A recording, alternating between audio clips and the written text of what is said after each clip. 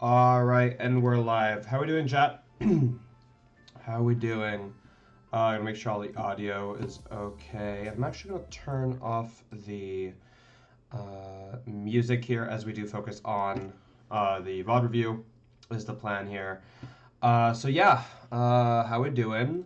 So much for your week's break. Now my week's break is from playing the game. That's why we're VOD reviewing this week. That's why we're VOD reviewing. When I made the schedule, like just like real quick, when I made the schedule for this week's streams, I kind of forgot that EUIC and I guess like ICs in general always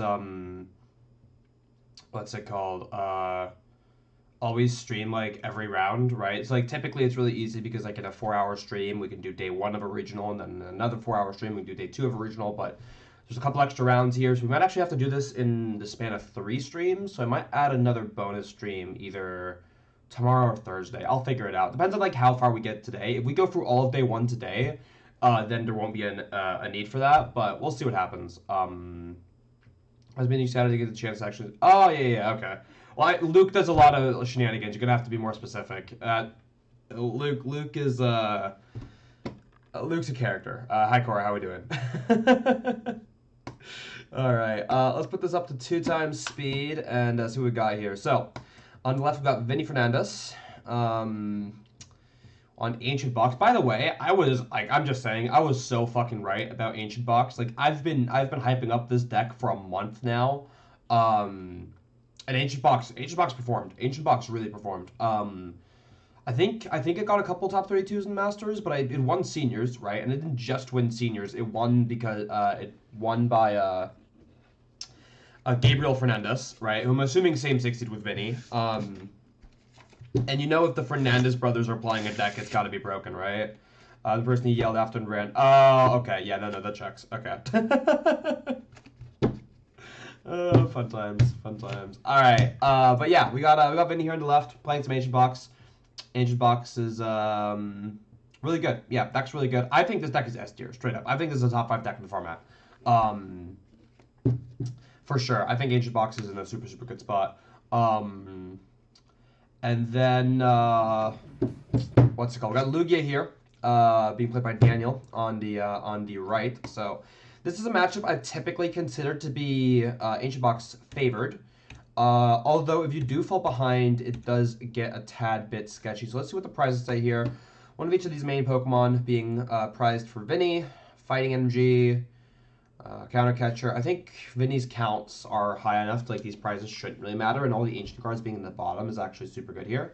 That being said, Lugia Vstar, a lot of Ball Search, and a 1/1 Minchino line prized for Daniel is the type of thing where it's like it's like this won't matter if Daniel sets up. However, it will make it harder for Daniel to set up, right? So we'll see how that plays out. I don't know how I feel about 4 Fluttermane. Honestly, the conclusion I've come to is that Fluttermane is kind of just shit. But there's like nothing, like we've just straight up run out of ancient cards to play in the deck, right? Because at first it was like, okay, well, do you play, the Koraidon count or the Fluttermane? And the Koraidon's better because the Koraidon does damage and the Fluttermane sits there and does nothing, right? Because that's another thing. Fluttermane doesn't actually even make your loss zone matchup better because if they ever cross switcher, boss, etc., not cross switcher, prime catcher, what's it called? If they ever like prime catcher around the Fluttermane, right? You have to put 2 Fluttermane down there. Like if you have 1 Fluttermane down against Lost Box, if you want to trap Lost Box, you have to put down 2 to like get around the bundle, I should say, right? So if you have 2 Fluttermanes in play, and they go prime catcher and they start playing the game, you just get Greninja'd and you lose, right? So the Fluttermane is actually just like kind of straight up bad against Lost Box. Like obviously if you started against Lost Box, it's fine.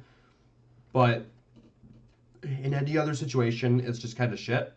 But the Fluttermane is just literally just straight up out of the numbers. There's no other reason, right? I think Ancient Box lists have kind of just reached the point where there is nothing else to play.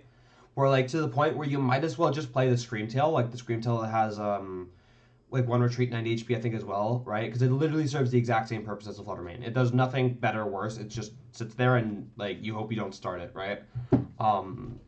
But yeah, no. That aside, let's yeah, well, the issue with starting Fluttermane is that starting Fluttermane means that you're not like that's an ancient card that is not hitting your discard, and that's why I like Koraidon more in general. Is because like, if you start Koraidon, like yeah, it's not a great attacker, but you are attacking with it, and you're forcing your opponent to just deal with it, right? You're like your opponent is forced to deal with Koraidon whether they like it or not, unless they play like a million Gust and get Gust around it, right?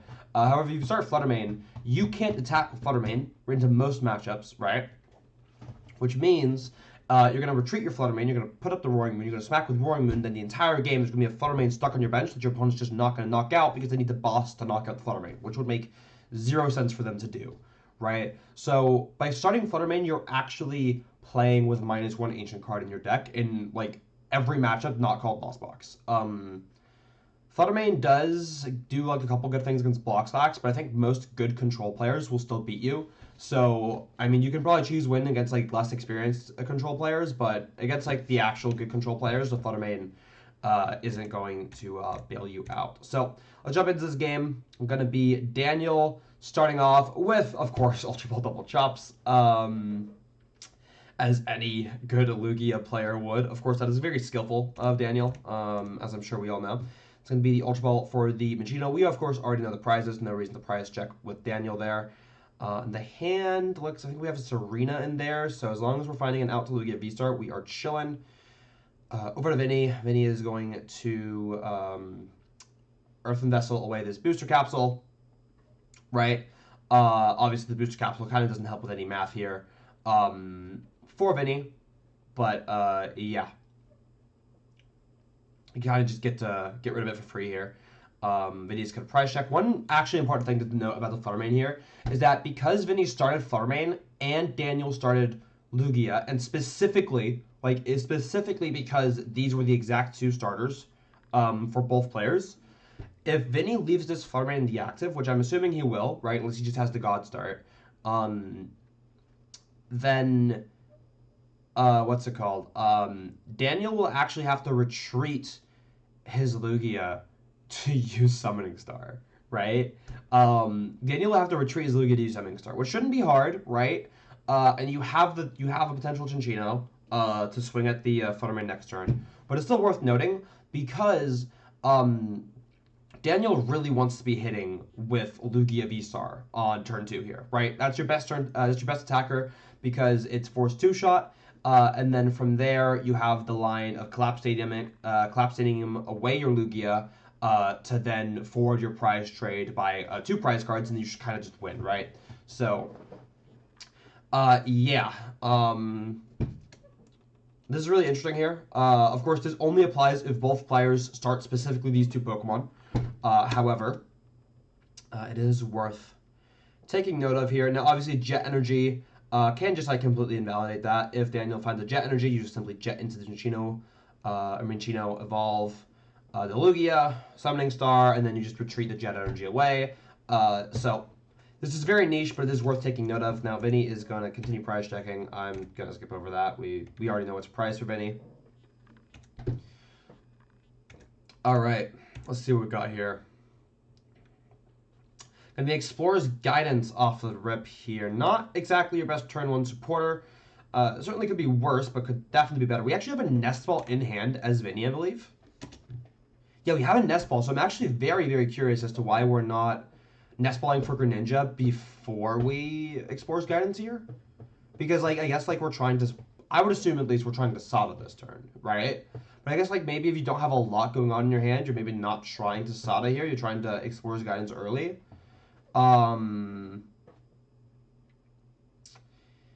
Yeah, I don't know. It's odd. It's pretty odd. Actually, well, I mean, okay, say hypothetically you go Nest Ball for Greninja here, right? And you find, I don't know, Sada Roaring Moon, right?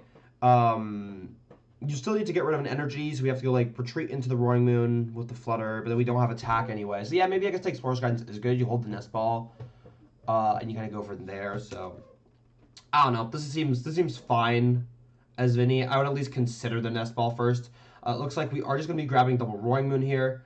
Not a bad shout, actually. Like, you definitely just go for that, and you get the Nest Ball for your Greninja. I think there's an argument to be made for grabbing the Pokestop for sure. instead of one of the Roaring Moons, but I don't hate 2 Roaring Moon here. You kind of like get to actually have a board, which I think is going to be more important for your early game than getting ancient cards in the discard pile. And then we of course have the concealed cards here, so we can build here Explorer's Guidance, Earthen Vessel. Not a whole lot going on, but I think we attach to. So we actually there's a debate here. We're either going attached to Fluttermane or attached to Roaring Moon, or we have the Cryon of Fighting Energy in hand. Which is really, really, really interesting, right? So we have 3 options here for potential attack versus Vinny. And it looks like Vinny is going to at least consider the Koraidon line here. Gonna go for the Earthen Vessel first. Interesting.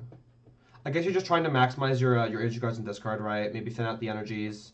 It's going to be the Koraidon bench and attach Koraidon. Okay, so Vinny's just going to say, like, listen, we're going to attack with the Koraidon next turn. And leave it at that. I actually don't hate this play at all. Because at bare minimum, you're doing 90 damage next turn with the Koraidon, right? Hopefully more, because you just want to be getting a bunch of Roaring Moons in play next turn. And then you're either setting up to 2-shot the Lugia, or you're 1-shotting the Minccino, and either one, or the Cinccino, I should say. And either one of these lines is going to be really, really, really good for Vinny. And then you get to preserve your Roaring Moons for later, right? Like, you don't have to worry about rotting your moons in later because they won't have been knocked out. So, I actually like this quite a lot for Vinny. I think the players are going to double check what the Fluttermane does here.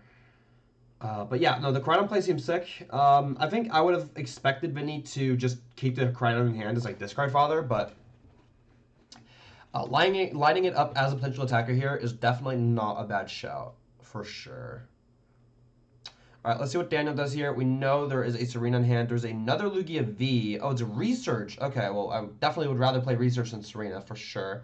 And let's see what we have here. We're looking for Jet Energy, Lugia, Vstar. That's the 2 cards we're trying to see here. There is a double turbo. So we are able to launch an attack, assuming we do have a Lugia Vstar, although maybe that aroma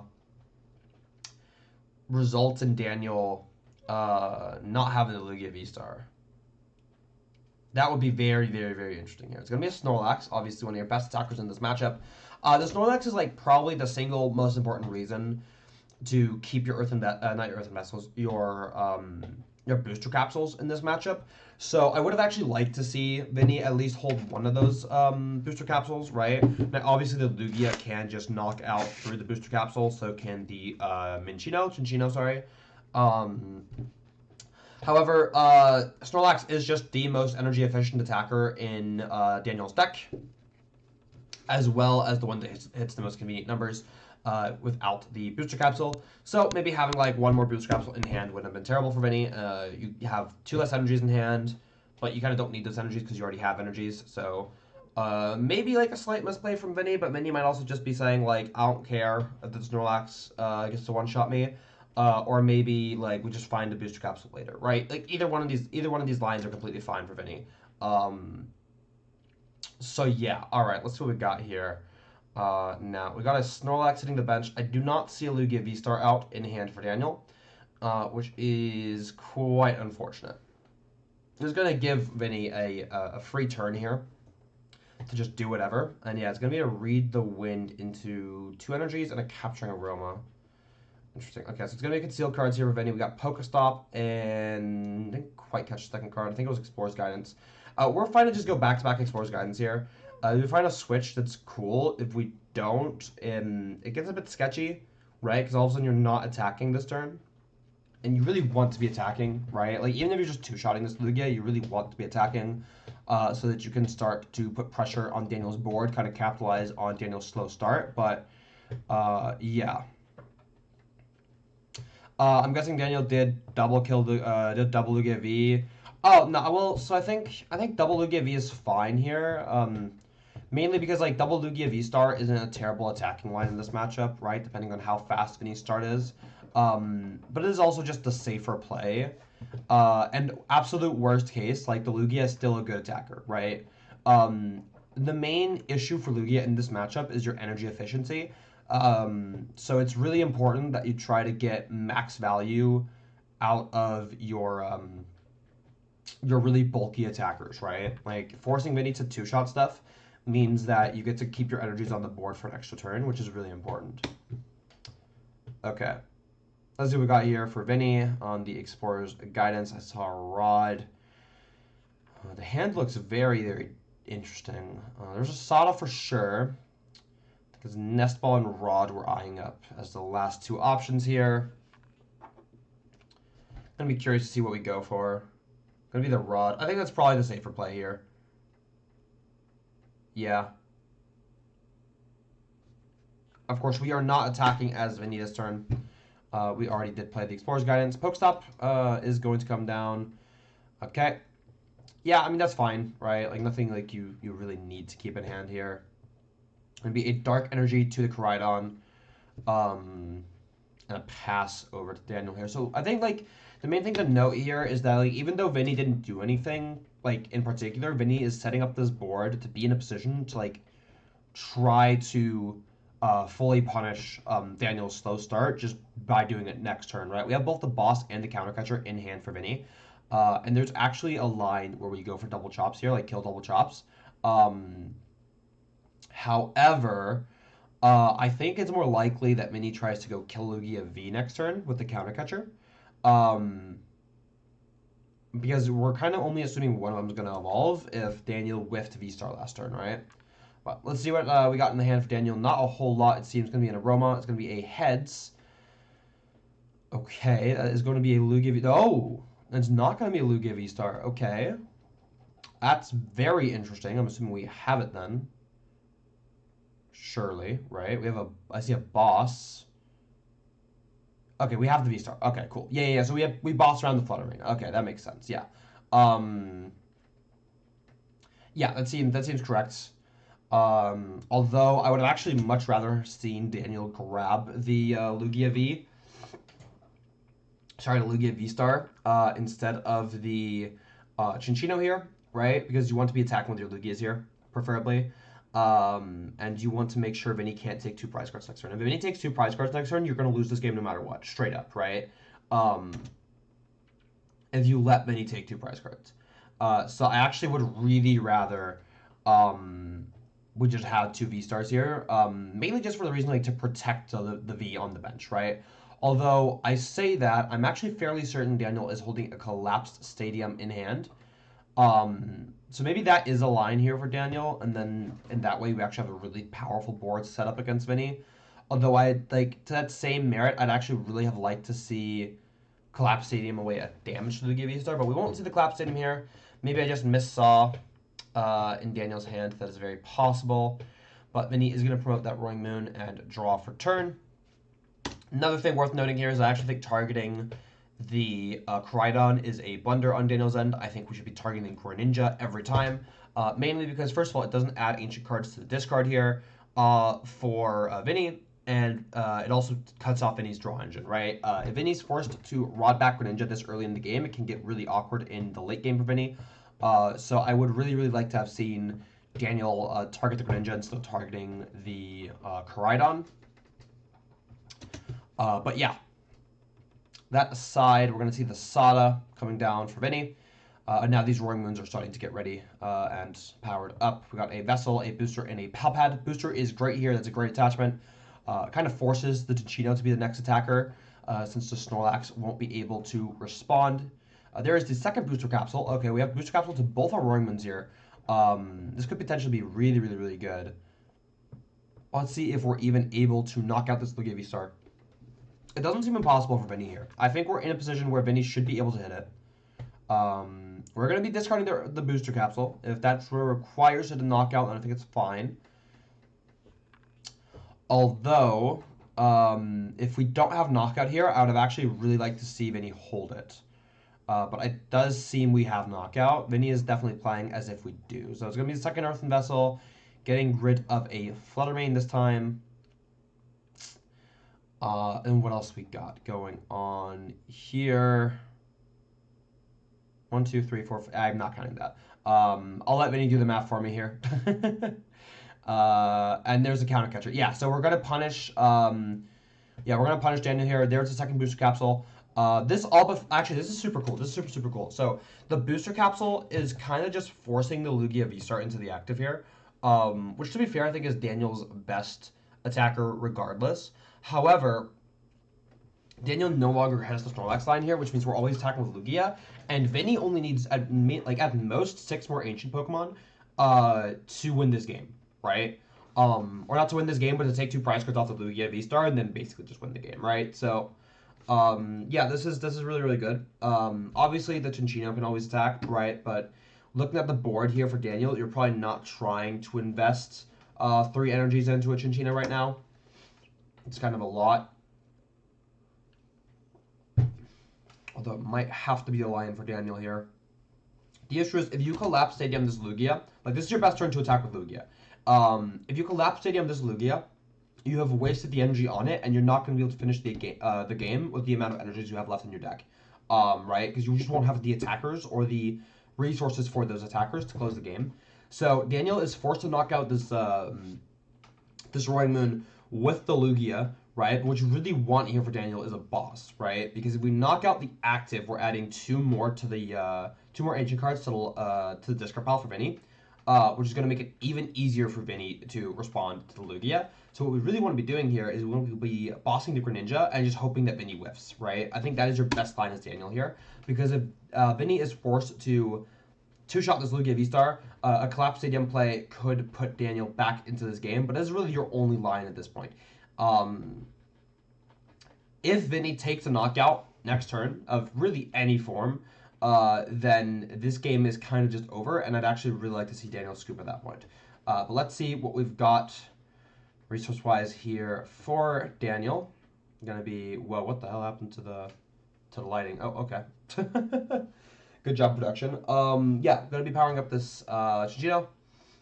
Have a couple different options in hand. I'm fairly certain, yeah, that is a collapse stadium, unless I'm just completely blind. Really should have seen that coming into play last turn, but it is what it is. Let's see. Let's see what we got here. Does look like it's just going to be a knockout. And yeah, now, I mean, there's just no way Vinny whiffs. There's just no way Vinny whiffs this. This should be all but guaranteed for Vinny. We're going to have a Roaring Moon hit the bench. What's in hand? Actually, maybe there's not even that much in hand for Vinny. No, we have Explorer's Guidance. Okay, yeah, we never whiff off Explorer's Guidance here. Surely. Like, we need, like, Ultra Ball at this point, right? Like, Ultra Ball is kind of all we look for. I see that Ultra Ball right there. Ultra Ball, and I didn't quite catch the last card grabbed.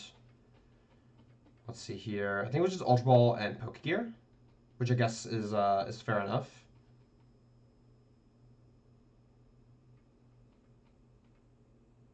It's got 7 in the French grammar test. Take those. Yeah, Vinny should absolutely just be hitting the numbers here. No questions asked. We have another Ultra Ball away, 2 ancient cards. Gonna eye up the Rod, though. Definitely double checking the math here. Making sure we are able to get back these resources without, or while still knocking out the Lugia. We're gonna Ultra Ball here. Yep. Add to bench that. And then we are going to shuffle up the deck once again. Have 2 Dark Energies in the deck. I like this a lot as Vinny. This is the part of the game where it does get really hard as Ancient Box, because you're trying to conserve your resources for long enough to be able to win out this game, right? It's really easy to burn all your resources as Ancient Box, but it's really hard to maintain them, especially in the late game, because you're trying to hit these numbers, but sometimes you push too hard for these numbers and it results in you not actually having enough attackers to finish the game when you should have just played more defensively. So this Rod play I really like from Vinny here. Because now with 2 prize cards left on Vinny's side, these 2 Roaring Moons should always just be enough to close out the game. You have 2 energies, you have Sada, you have Palpad, you have Pokegear. There's no reason to believe that Vinny shouldn't be able to close out this game, and Vinny has set up this board perfectly to basically guarantee that he just can't lose, right? Obviously, a well-timed Iono could be an issue here. However, I'm honestly not too concerned about it. I think as Vinny, we have dug through enough of the deck to be there. Of course, those 2 Dark Energies in the deck are going to give you more outs to Greninja as well. So the deck should just be stacked in Vinny's favor here. Although granted there was a Palpad in Vinny's hand, I don't think we were able to play to guarantee the knockout on the what's it called, the Lugia. So having that Palpad not being played for Vinny is quite unfortunate. But yeah, gonna be the fish for Iono into Collapse Stadium. Seems fine to me. If we are going to hold the Collapse Stadium for longer than we really should have, this is a great way to get value out of it. And we've got the Snorlax knockout. Of course, the therapeutic on the Snorlax, so it won't be going to sleep anytime soon. And let's see what we have for Vinny. I think that's a Dark Energy. Ancient Drum, that's a great shout. That's a +3 cards right there. What do we got? Sada. Yeah, we're chilling. I don't see how Vinny ever loses the game at this point, unless we just whiff energies, I guess. But there's one there, and a Superior Energy Retrieval in hand for Vinny as well. Pokestop hitting the board. We have a nice way to thin the deck even more here. Although it doesn't seem like Vinny's going to go for it, which I think is fair, mainly because, no, okay, we are going to go for it. So we've got here Boss, but we do have Palpad Pokegear. Yeah, so this should never, this should straight up just never be whiffable. Yeah, so we literally cannot whiff whenever we grab off a Palpad here, or Pokegear here. So I think we're going to use the 1 gear to look at the deck. Although that might have been a misplay, just because you want to keep better odds in your deck. No, we're going to go for the second rod here. Actually, yeah, this is fine. This is totally fine. 5-card deck here for Vinny. Gonna be eyeing up. Yeah, so literally just energy is game next turn. So I think what we do here is either, yeah, Explorer's Guidance or Sada. Either would work. I like Explorer's Guidance a lot here because Explorer's Guidance always gets you energy. And energy always gets you game, and then you get to thin the rest of your cards to make sure you're hitting the numbers you need. So yeah, this is just completely fine. Although to be fair, I guess Fighting Energy isn't game. Fighting Energy is just Greninja, but regardless, I'm fairly certain this is checkmate. An Iono here would put Vinny to 1, but what is even in Vinny's deck that we can't hit at this point, right? I think there's a Koraidon. But you also have the top deck, and then that, the worst card that could be is, Fighting Energy, but then you can steal cards into Dark and you win, so... Yeah, I don't really see how Vinny loses here. I don't really think Daniel has much of a win condition, but I also think you're so deep into this game that you're probably just scooping regardless. Now, granted, I think as Daniel, your best course of action here as Daniel is just to play fast, play the Iono, and just pray Vinny whiffs it, right? Because you're already so deep into this game. You play the Iono, you hope Vinny whiffs. But and nothing else you do here will matter if Vinny hits it, right? If Vinny hits it, nothing else matters. So Ultra Balling for Chinchino and whatnot, don't even bother. Just slam down the Iono, hope it works. Slam down Iono, attack, pass, right? Hope it works. If it doesn't work, fine. If it works, cool, right? You're assuming it's not going to work, and therefore you're just trying to save time here. But it's going to be a Dark Energy grabbed off the Iono for Vinny, and that's just game, right? We're going to draw turn, attach, yeah, done. You should never be whiffable for Vinny here. So we love to see it. Okay. Let me check something real quick as we get into game 2. Now, important thing to know about game number 2 here is that we kind of always assume that this game never finishes, right? We never think this game is going to finish. Between these two players. I think we have 20 minutes left, a little less than 20 minutes. So yeah, let's catch the prizes real quick. And I own 2 Iono prized for Daniel. Superior Energy Retrieval, Double Vessel, prize for Vinny. I can't see how any of this will matter all too much. So let's get into it. Flutter Mane start once again for Vinny. It does seem like Vinny is opting to start with the Flutter Mane. I guess that is pretty much optimal to Lugia, right? Just because if Daniel starts with Lugia Vstar, you have ways of kind of disrupting them through the Flutter Mane. Let's see here. It's going to be a great ball to start us off here. Going to be a Minccino grabbed from the Great Ball. Going to be a Capturing Aroma, the Tails. These dice don't look like they're rolling very much for Daniel. I'm gonna be real here. I'm gonna call it a buck. I don't think these dice are rolling a whole lot. Certainly not 3 times, but it might just be their camera angle. making it look weird. Let's see what we got here. That one definitely rolled. That one definitely rolled. Yeah. Let's see here. We got a Snorlax being eyed up, so I'm assuming it was a Tails. So we've got the basic Pokemon we want here for Daniel, although no Chops in the discard pile. It seems, let's see here, there's a Jet in hand. I think I see a Vstar. Not a whole lot else, so this might get rough for Daniel. It's going to be double Roaring Moons bench for Vinny. Eyeing up the Explorer's Guidance. Looks like we're debating the Vessel first. Okay. Don't hate this necessarily, right? You're trying to thin out the energies first so you can get better cards off of your Explorer's Guidance. So I do not hate this. Going to be grabbing our 2 Dark Energies, prize checking, of course, for Vinny. And then it is going to be a Explorer's Guidance, I'm assuming. Yeah. We had 2 Pokestops in the opening hand for Vinny. So yeah, this is totally fine. I see Palpat and I see Rod in there, which is quite unfortunate because you really do want to keep both of those cards. Now you can get rid of one of them. It's not going to be the end of the world. It's just going to make this game, especially this late game, a little harder for Vinny. But yeah, because there's really not a whole lot going on in Vinny's hand. If we don't grab a way to do anything next turn. So it's going to be the Sada and the Palpad being eyed here. Going to be, what's it called? Roaring Moon Energy Explorer's Guidance off the Pokestop for Vinny. Yeah, I guess that's fine, right? Like, I think the most important thing you have to hit off of this Pokestop is energies so that you can Sada next turn. You'd prefer it to be Dark Energies, but the fighting is still letting you do stuff, right? So I think we're looking at probably... Oh, it's going to be attached to the bench. Okay, interesting. Well, I guess if we're Sadaing for 1 next turn, we can go Sada Fighting to active. Sada Fighting to active means that we can go attach for turn Dark that we have in hand, the second Dark we have in hand, and still swing next turn. So, yeah, this is fine. This seems chill. Gusha? I don't think we're gonna see Gusha anytime soon. Oh, that's right. Actually, hold up. I just realized we're probably also about reviewing juniors and seniors finals, right? Yeah, this is definitely gonna have to be like a free stream long thing because we have a lot of content to go through.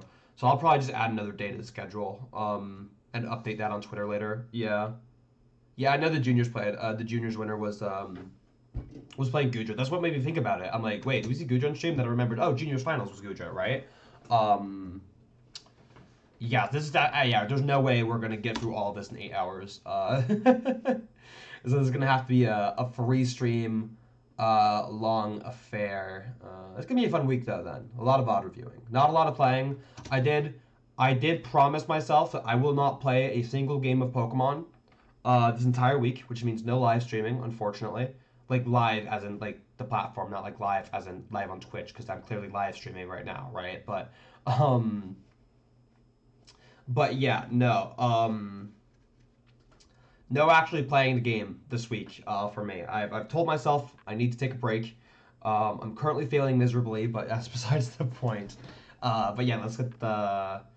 what was the Ancient Box secrets? There's no secrets about Ancient Box. The only secret is that Ancient Box is just actually good. That's the same shit I've been saying for the past month, is that Ancient Box is really good. Yeah.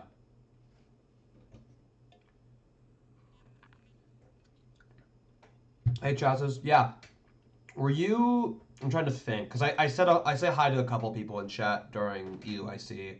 Oh, the secret list was Silene and Chien-Pao. The secret list was Silene and Chien-Pao. Silene, the middlebacks, and yeah. How's it not watching a Danish streamer?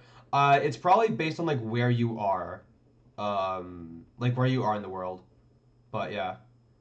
About cutting. Oh yeah. I remember. Yeah. Yeah, on day 1, like one of the earlier rounds. Yeah. Yeah, I remember. Yeah, that was dope. Hoping I see you at a League Cup soon.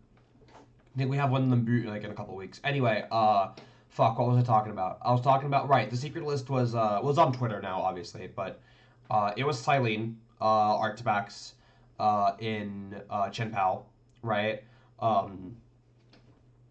I hit some very weird matchups, but Hector Ibarra, of course, newly signed to the Lost Zone Kitchen, um, is did play it like at the same 59. Hector cut the fourth nest ball for a Manaphy, and then after the event admitted that the Manaphy was shit and it should have been the fourth nest ball. So bro basically just admitted to like my list being better.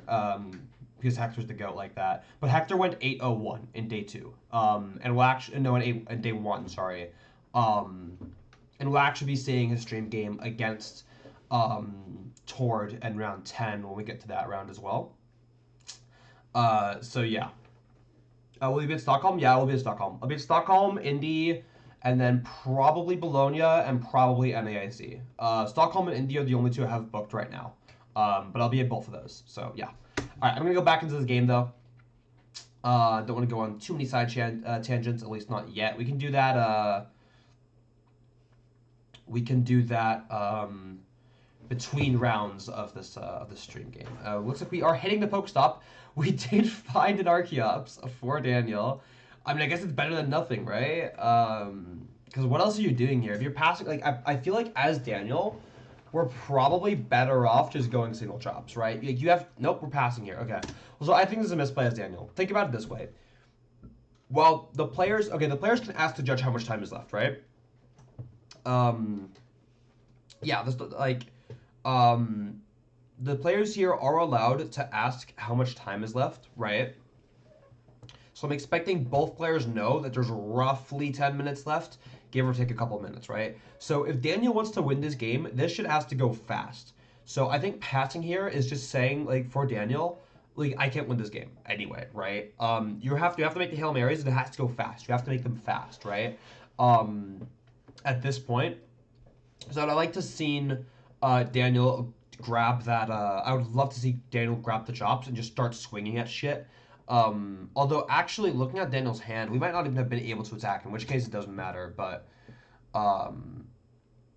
yeah, regardless though, Vinny's just gonna keep doing ancient block things. It's gonna be a drum for 4. This is gonna be great. There's Greninja, and I saw a Nest Ball as well. I'm assuming that's gonna be for a Koraidon. Could be a Roaring Moon, but I'm expecting Koraidon here. Yeah, gonna immediately eye up the Koraidon, slam that onto the bench. This board is so good. This board is so good. Yeah.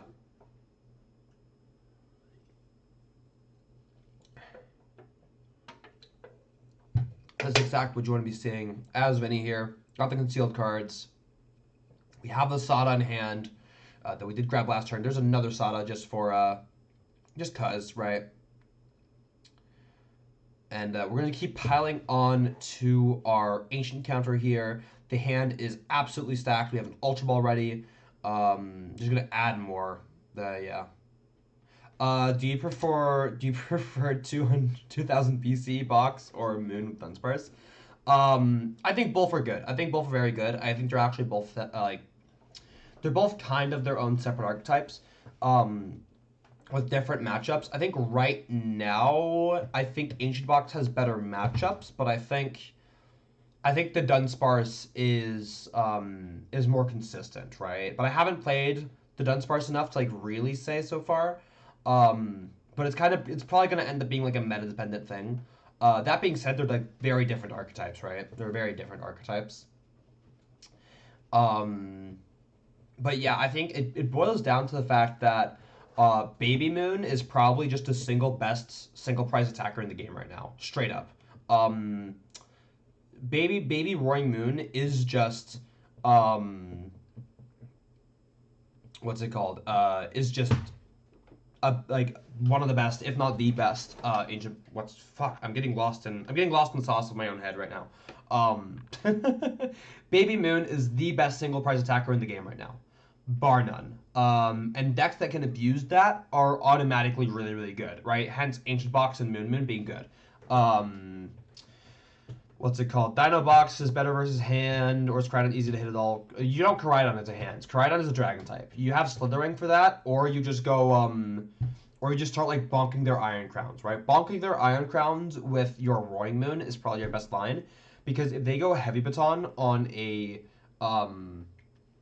on an Iron Hands, right, and you start to like counter catcher up their what's it called? Their Iron Crowns, then they can't actually knock out a or they can't amp, I should say, to knock out a Roaring Moon with a booster capsule, and then you kind of just win, right? Now some variants are going to play Slitherwing, right? And the Slitherwing, of course, you had to respond to an Iron Hands, right? I like the Slitherwing as an option personally, but yeah. I love that being called Moon Moon. Yeah. Moon Moon, I think Moon Moon and Ancient Box are probably the, like, Moon Moon, and we can do Ancient Box, we can do Dino Box, we can do Dino Nuggies, right? Kind of, yeah, all that thing. But the Crydon here is just going to be a good all-around attacker, definitely not into the hands matchup, of course, because it is a Dragon type, and Dragon types kind of don't do anything there. So let's see what we got here for Vinny. I'm gonna try not to get too sidetracked. Okay, here's what we're gonna do, chat. I'm gonna like kind of ignore chat like as we're focusing on the round, then in between the rounds I'll entertain your guys' stupid questions, right? Gonna be the Palpad and a Vessel hit off of the Pokestop for Vinny here. Yeah, I mean Vinny is just running away with this game, right? Like obviously there's a timer, right? But like there's just no way you can sit here and convince me that Vinny wasn't gonna win this game anyway, regardless of the timer, right? Like this is ridiculous. This board state is getting out of hand.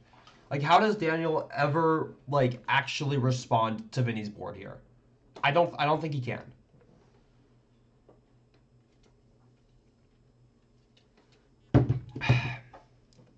Yeah, I don't think he can.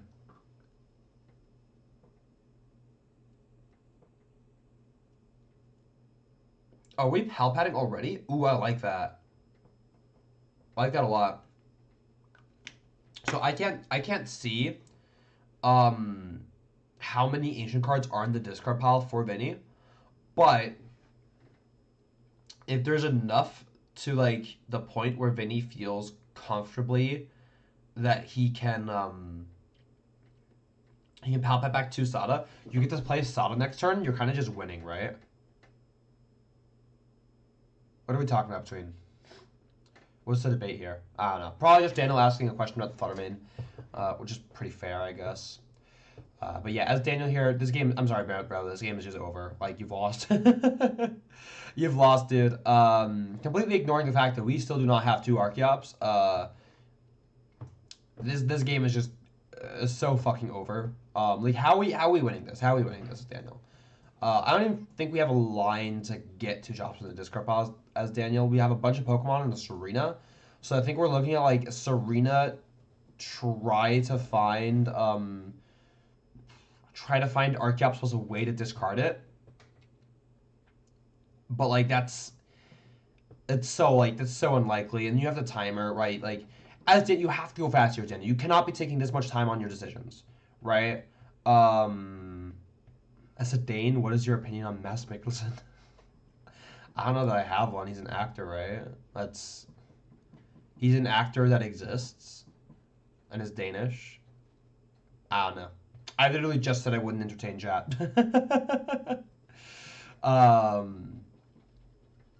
But yeah, we're gonna take this research for Daniel here. I think like, you know, the main criticism here for Daniel is that he's just taking too long, right, to be making these decisions. There's an Ultra Ball here. That's fine. Now this Ultra Ball plus research is going to allow us double chops here, but it's just too late. Like it's straight up, it's just too late, right? You have like less than 2 minutes left, and like even if you don't know the exact time as Daniel, you know that you don't have time to take 6 prize cards plus 2 turns of time, right? Like, you just don't. At best, you're going to be turn 1, right? Man, at best you're turn 0. At best, you're turn 0. But, like, for this turn. But, yeah, this game is just over, right? Like, I think if Daniel really wanted to have a chance in this game, Daniel had to be playing a lot faster. And a lot more aggressively, like not like worrying about preserving resources. Just take a prize card, yeah, and then there are times called and Daniel scoops, yeah. So, Oh well, I think the matchup's like kind of unfavorable for Daniel anyway. I think Daniel loses that game regardless of time, so it's fair, but still worth not kind of thinking about, right? Um, yeah, okay. How did I finish at EUIC? Top 512. I lost my round 9 win and then to the Chien-Pao mirror match. So yeah, I guess I'll talk about like my EUIC run briefly. I played Chien-Pao. I played Chien-Pao with um Silene, Arctibax, and Spiritomb in my list. Am I correct in saying if you're late for a round in UIC, you have to go 2-0 to win the game? Not necessarily 2-0. You can go 2-1 to win the game. However, if the game goes to time and does not finish for any reason, even if you're up 1-0, you still lose the game if you're late. But this doesn't apply to just EUIC. This is every single official tournament. That's just the rule, right? Um, a person who I know was beating Torn day one and got Rule Shark for literally nothing. He had game no matter what. Thoughts? I have no thoughts until I know what the actual situation was. Like, what did he get Rule Sharked for? Why? What was the board? Right? What was the judge's point of view? Right? There's not enough information for me to know anything there. But yeah, no, I played POW. Basically, the idea behind our POW list, right? I played the same 59 as Hector Ibarra, who of course went 8-0-1 in day one, right? So what's it called? Words, Christian. Words. You need to use words. So obviously the deck worked, right? The deck worked completely fine. But my matchups were an Arc Armarouge, a Moon, who I hit a friend playing Moon at round 9 when we were 5-2, so we just ID'd, so we could both make day 2, and then we both lost round 9, of course. Then I hit 3 Lugia, and I hit 4 Chien-Pao mirror matches. Now, Lugia is a good matchup for Chien-Pao. However, it's not a matchup you're sitting there as Chien-Pao thinking, wow, if I outplay my opponent, I'm going to win. No, you just hope you hit them faster and harder. Like, even if you lose the coin flip, you're favored if you start a 1-prizer, but if you lose the flip and you start a 2-prizer, like you start Chien-Pao, you kind of just lose that game immediately because you lose the 2-2-2 back and forth, right? Whereas if you win the coin flip, you kind of just always win the game, right? And then the Chien-Pao mirror is literally just a coin flip. It's just whoever takes 2 prize cards first, and whoever takes 2 prize cards first is typically the person who wins the coin flip, right? So I went 2-2 on Chien-Pao mirrors, and they went 2-1 against Lugia. So like my matchups weren't bad per se, but they weren't matchups I felt like gave me a lot of agency as a player, right? Which was really unfortunate. The Tomb tech was mainly to beat control. I know Hector in day 1 hit back-to-back controls in the middle of the day and beat both of them really fast with the Spiritomb. The Silene also helps there, of course. The Silene was a great card overall. However, it was mainly to counteract Airy. Of course, I did not play a single game against a player playing Airy. So you know that kind of happens. And then the Arctibax was mainly for the TMD evolution. But also has a couple other use cases where it's really good. Mainly, it takes pressure off of your Excalibur, right? Because you don't have to fight mid-game candy backs at any point if you get the Arctibax down early. So yeah, the Arctibax was good. The list was great. I didn't hit the matchups. Our texts were for, and I kind of just got overwhelmed by variants, which is a shame because I think I was one of the. I think we were 6 people who ended up on Silene, and I think half of us made day 2, if I'm not mistaken.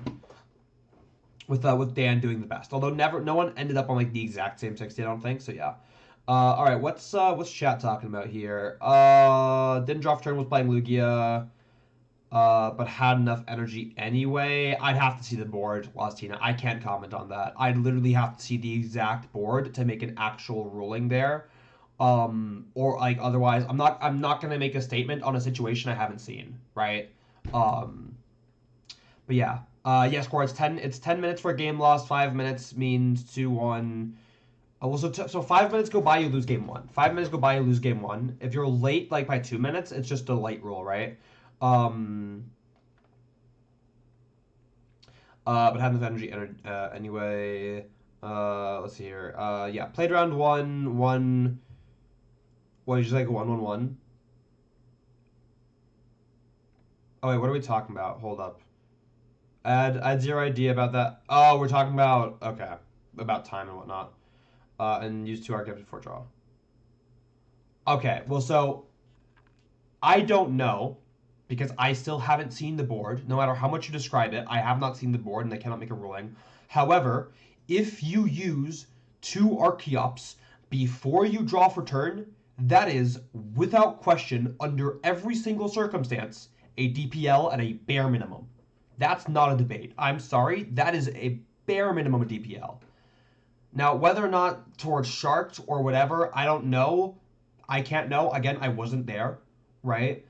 But bare minimum, that is, like, without question, a DPL. But he had game anyway, doesn't fucking matter, right? If he had game anyway, should have announced it, right?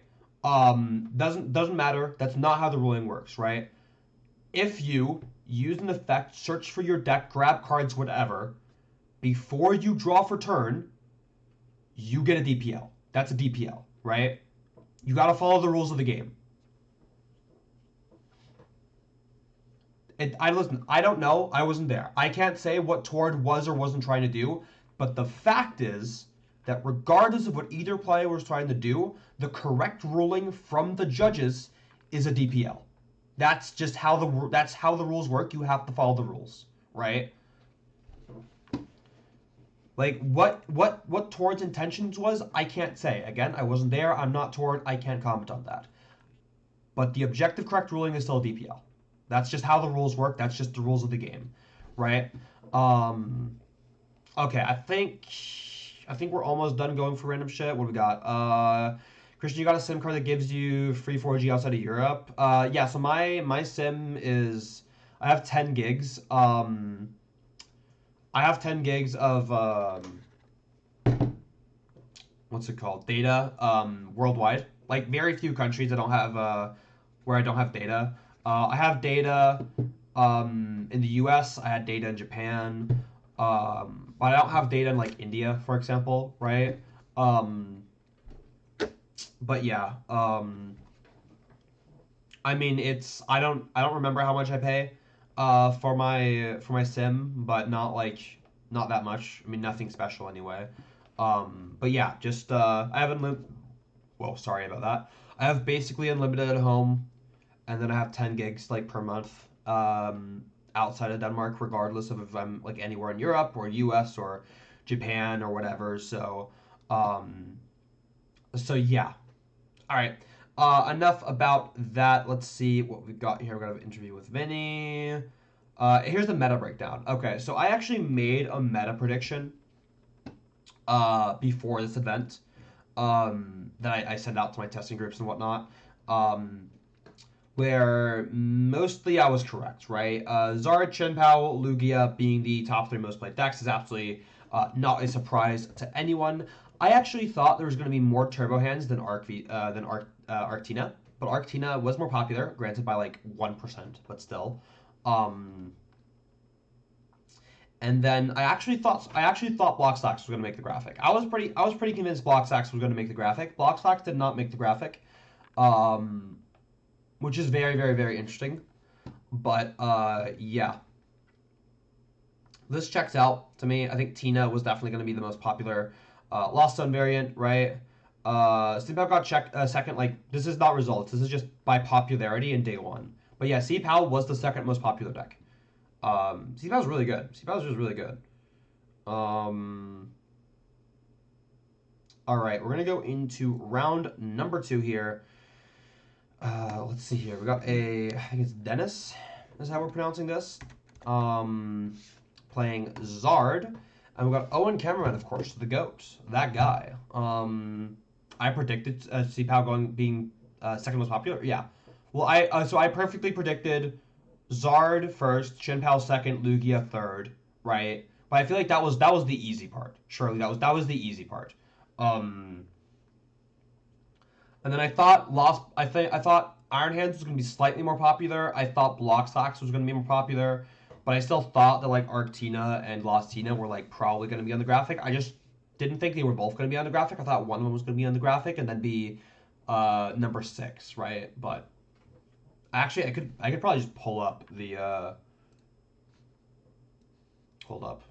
I could probably just pull up the thing I made. Actually, it's in Discord server. I don't know. I want to pull that up. But yeah, no, that was the prediction.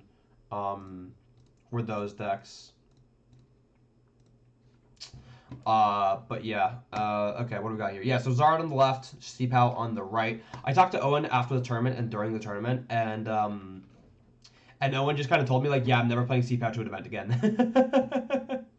Owen just straight up told me like, yeah, man, I'm never playing Chien-Pao again. Like, I kind of feel him after this. Owen's Chien-Pao list was really interesting. Fun fact, I'm fairly certain Owen also played the Silene. I did not test with Owen for this event. We came to that conclusion separately. That aside, though, Silene stocks on the rise. That card is absolutely nuts in Chien-Pao. Great way to play against Airy, and of course, it lets you reuse the Prime Catcher, which is never a bad thing. So, Owen's gonna prize check here. I don't recall us seeing anything interesting in the prizes for either player. Owen's gonna Buddy Poffin for the Ditto, it seems. We have an Earthen Vessel in hand. Is that Earthen Vessel a Rod? Really? Was that Rod? It is Rod. Okay. Interesting. Transformative start. Gonna be a Chien-Pao. So the Ditto is a card I kind of like a lot in POW, but I couldn't really find the space for it myself. I have played a variety of dumb text in my deck, so, you know, not something where I'm typically, like, too concerned about playing the Ditto. I do think the Ditto is good, but I think there's better cards to play. We've got another Rod here, or Friggy. Something to note, Owen did choose to play the 70 HP Friggy. I chose to play 3 60 HP ones. Didn't really come up for me at any point, right? I don't know how many times I would have started 2 HP Friggy, 2 retreat cost Friggy, because I didn't play it, but I did not play against any Lost Zone players, so that never came up. I never got punished for having 60 HP Friggy. So what's in the hand here for Owen? We have a Rod, a Superior, 2 Waters, an Irida. So I think as Owen, we're probably trying to set up for a Greninja play. Like, if we can get the resources to Greninja, we'd do that. Which the only thing we'd actually be missing is Cross Switch or Cologne. Prime Catcher, Cologne. All we need is Prime Catcher. Prime Catcher and Cologne here. So by using the Pokestop now, we get multiple uses of the Pokestop. But you're also risking hitting backs. But I guess you have a Rod, but you already used a Rod. You already discarded the Rod, so I don't know. Your more likely turn 2 card or turn 2 play here is probably just going to be to amp the Pidgey.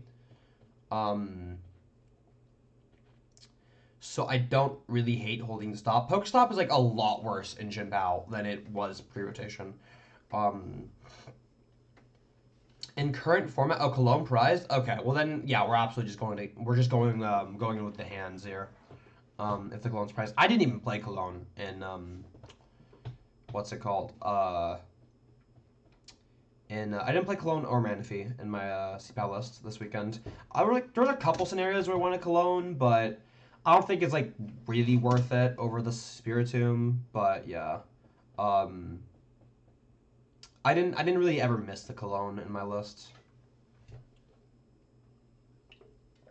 You play Cologne in Lost Box? That's a bit greedy. I mean, I guess like if you're playing like hard turbo Lost Box, you can go Cologne stuff.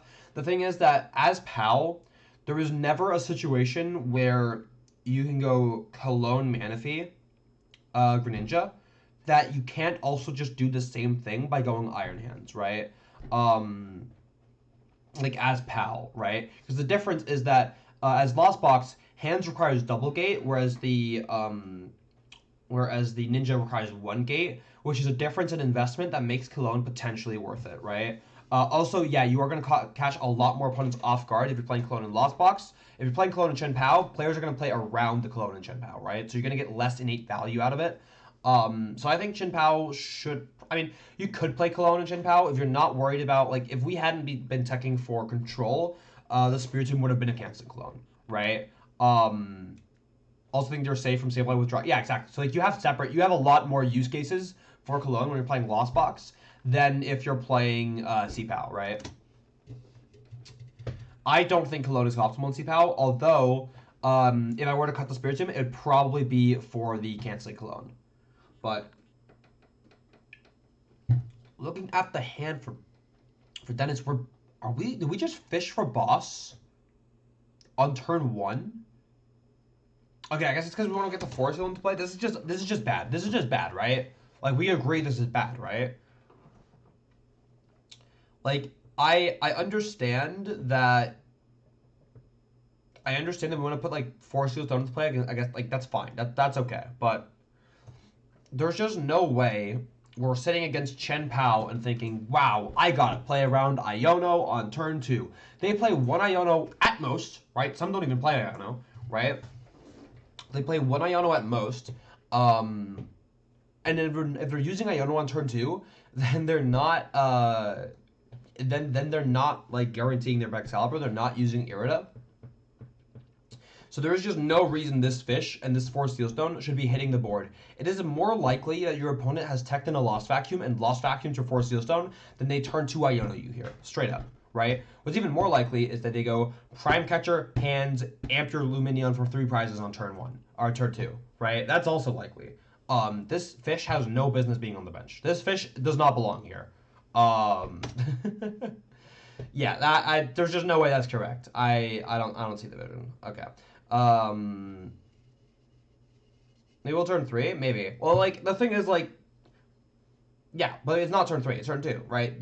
Like, there's nothing this fish on the bench is doing that you can't do the next turn, right? It's just, like, giving your opponent information for the sake of giving your opponent information and giving them lines that they wouldn't have otherwise. Those lines aren't as likely as the lines that they were going to do anyway. However, you're giving your opponent more information and more options for what? No benefit. Like, actually just no benefit, right? You're not playing around anything that matters, so you're just giving your opponent, like, free information, which is dumb. Should kind of go without saying, right? Like, in most cases, Dennis doesn't get punished for this fish play, but in every case, Dennis doesn't get rewarded for this fish play, right? So it's just completely unnecessary. But yeah, okay. Concealed cards into a Pokestop for Owen. Pokestop before the Irida. A bit greedy, but, you know, we are going to get away with it here. Double Ultra Ball is definitely pretty good. Now it's just about sequencing this hand correctly to maximize our odds here. Owen is going to do a good old-fashioned Chien-Pao sequencing game. Going to be an Irida off the bat for Candy Backs. Then I'm assuming it's going to be, yeah, there is Ultra Ball number 2, probably for Barrel. And then I see we have Ultra Ball number 3. It's Ultra Ball number 2 actually this time. Yeah, Ultra Ball number 2 for the hands. And then we go bench, Candy, Evolve, attach to. Believe we have used Shiver Chill, however, we still have the Superior Energy Retrieval in hand. And 4 energies. Yep, so I think what we're trying to do here is we're going to maximize our draw with the barrel here, trying to hold some of the resources in hand. Looks like we did hit quite a lot of thinnable cards here. Yeah, is just going to be the Amp You Very Much on turn 2 here for Owen, and now Owen is just kind of just always in a winning position from here. But yeah, no, that was pretty much always guaranteed for Owen. However, Owen did do the correct sequencing to maximize the odds. Right, and of course, Dennis is in no way, shape, or form getting rewarded for using the fish prematurely, but we've kind of already established that, right? Now, going into Dennis's turn, let's see what the options are here. You have 2 lines as Dennis here. You have Zard Kill the hands, right? Zard Kill the hands is option number 1, right? And you hope that your opponent won't be able to, what's it called? Yeah, you hoping your opponent isn't able to keep up in the 2-2-2, right? Because it does require a lot of resources for Owen. Or you try to go boss Excalibur, hunt down Excalibur for the rest of the game, and that's your secondary win condition, or like attempted at win condition for Dennis, right? I think bossing Excalibur is by far your most likely win condition at Dennis. But let's see what Dennis ends up going for here. We already have the boss in hand. We already have the Candy Zard. So I'm kind of just assuming we're gonna see the boss play here. Although, that being said, I actually think instead of going for boss here as Dennis, we should be really trying to go for Arven and like establish a board, and then we can just. Oh, but we only got one Pidgey. We only had one Pidgey. Were we not able to retreat Pidgey last turn, or were we not able to get a second Pidgey? I just realized, yeah, like we don't have a Pidgey in play for Dennis. This is fucking terrible. Like this is ass. Are you trying to maybe spam with notice now? Sorry, I made my EUIC post. Girl, what makes you think that I don't get spammed enough on Twitter as is? I'll survive. All right. Yeah, no Pidgey for Dennis here. Did we not have any way to get either second Pidgey or retreat into a Mander? Did we not have that? Gonna be the vacuum away the Pokestop and just gonna hit this hand with the Zard. Yeah, I think this is all around just not great as Dennis. Yeah, that's like Mooncake knows I get spammed because Mooncake is the one spamming. Yeah, I don't like this line as Dennis. I think we're kind of just what's it called? We're kind of just like hoping Owen whiffs a superior energy retrieval, which is just completely unreasonable at this point.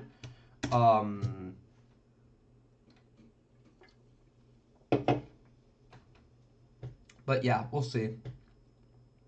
I think up the Rod here is Owen. I'm fairly certain Owen is playing the 3-Rod variant.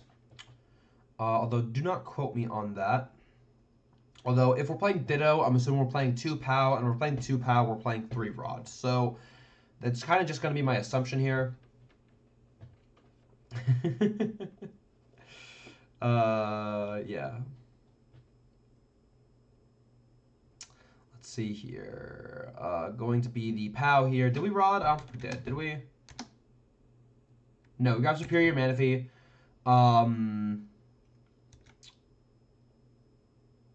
Yeah, and it looks like we're just using the Manaphy as fodder here. With a Friggy. Of course, you already have a Friggy in play. So now we are hitting 6. We haven't used the barrel yet.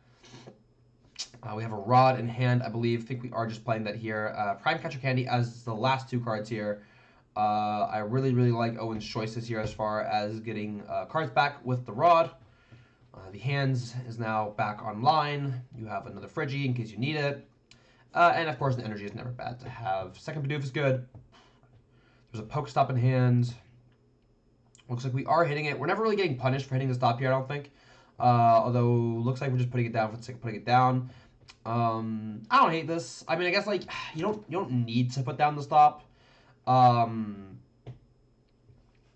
Yeah, we haven't reached the point where we need to stop here, but I don't know. I guess it's like kind of fine to put it into play. Like the only way Dennis is bumping the stop is with what? Collapsed, right? But yeah, I don't know. Let's see what Dennis got here. Dennis has no Pidgey. Still have the 4 Sealstone, to be fair. So that is an out. It's gonna be the collapse. So Owen is actually gonna go punished for using the Pokestop here. Not often you see Owen Cameraman getting punished on stream, but to be fair, I don't think the risk was entirely not worth it. Although now as Owen, I'm definitely thinking you would have liked to have an extra bench spot next turn. But oh well. Yeah. Let's see here. It's gonna be the 4 Steelstone here for Dennis. I'm assuming this is just to get us the Zard. Yep, we already had the candy. Have last energy. Okay, so now we are going down to 2 prize cards here with Dennis, and we're kind of just hoping that Owen doesn't have response. Owen basically always has response here regardless. Yeah, Owen is kind of just... Oh, do we not have a PAL? Oh, we don't have a PAL. Oh. Oh, wait. Oh, we are getting punished. Okay, so I'm assuming we prize the PAL, we only play 2 PAL, right? I'm assuming that's what's going on here. Which means we should have held the Rod last turn. That's what we should have done as Owen. Although, like, guess what we're doing is no. We play the Rod last turn because we're trying to play around Airy. So playing the Rod is fine. However, oh, didn't mean to unmute them. Caster, stay muted. Wait, why can't I unmute? Hold on. Let's jump back into it. Owen, I believe, yeah, this is where Owen is gonna realize that that he kind of blundered. Which Owen's good enough to know that that's what happened here, and good enough to admit it to himself, right? PC blew up. Nah, PC didn't go boom, not yet at least. But yeah, so I think we went. What did we go? We went Ultra Ball with. So okay, we have Irida. We're digging for Rod. Yeah, so this is 3 Rod, 3 Pow. Oh wait, we're grabbing the Nest Ball. Nest Ball for hands. Oh, we have Prime Catcher. Never mind. Okay, yeah. Doesn't matter. Do we have the Retrieval? Yes, we do. Okay, yeah. Who needs Pow? Okay, well then, yeah, no, then this was fine. Then that is not. We don't even have to worry about it. Okay. Then I guess no. Then you're fine to play the Rod, right? You play the Rod early. You play the Rod early, you get the hands, you play around Airy. If you absolutely have to POW, you can, like, find a 3rd Rod, but, yeah, it is what it is. Hi, Bufa, how we doing? Yeah, chat, isn't it crazy to think that the guy I brought on stream to, like, help me test Post Rotation on PTCG Sim, just topped an IC? Isn't that crazy? It's almost like he's kind of the GOAT. How much time did it take you to realize? To realize what? Oh, my PC going boom? Not that long. I just kind of, because so like, my webcam's here, but typically what I do when I talk is I look to my second monitor, because then I see what I'm broadcasting, right? So I'm actually looking at my own face right now when I'm talking like this. So that's how I normally talk, right? Because I want to see, like, what's actually going on. I want to see what you guys see, right?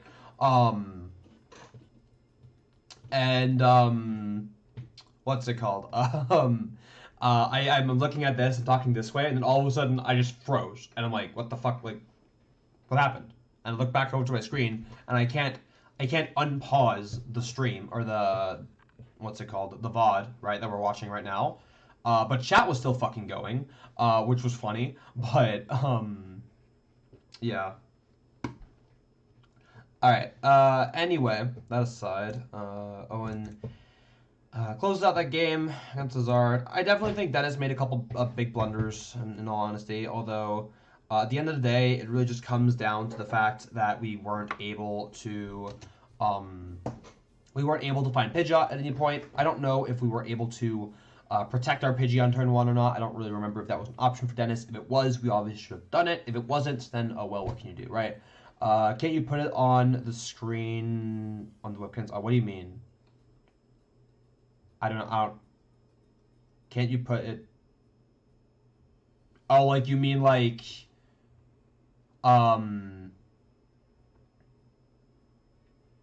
No, I actually don't. No, I actually have no idea what that means. Yeah. Is POWs are like 50-50? Yeah, I think without Airy, it's favored for POW, but like not by a lot. It's like very slightly POW favored. In my opinion. Very slightly POW favored, although Airy cheeses a lot of games. I do think, though, that the single most important card in the matchup you can play as a POW player is Arctivax.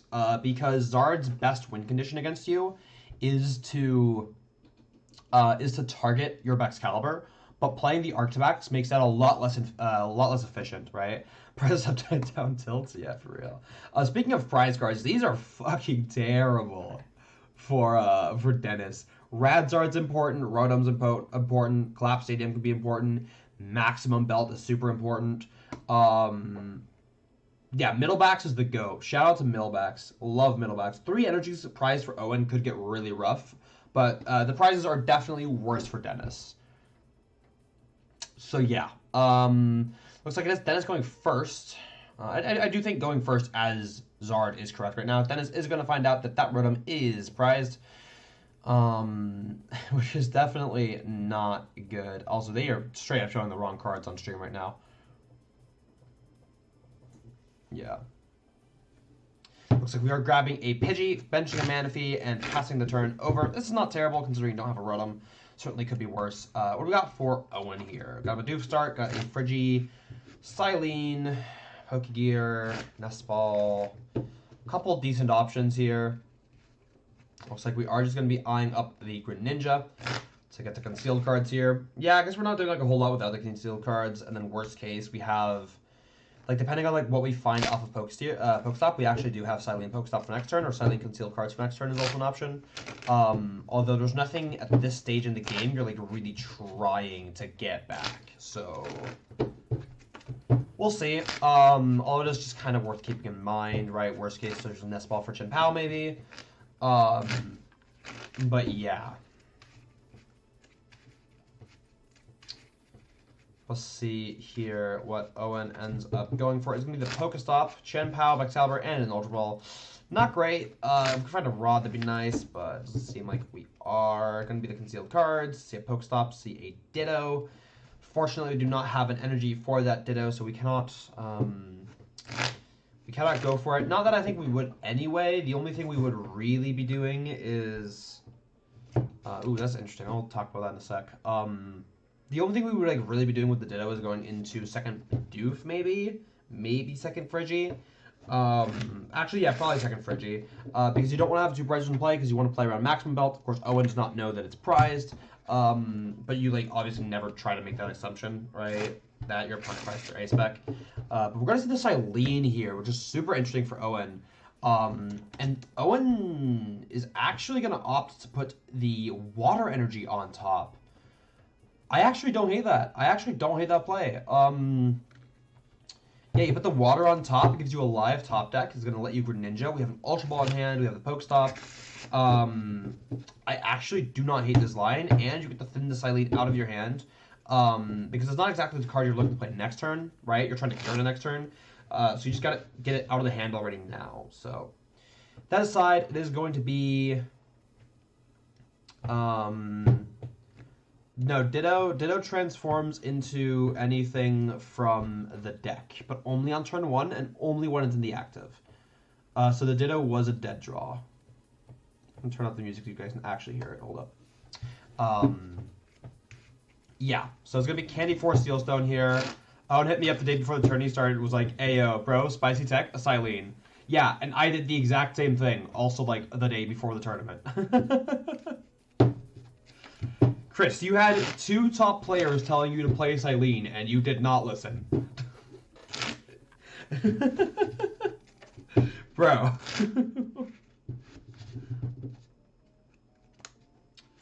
Bro had the sauce and just did not care.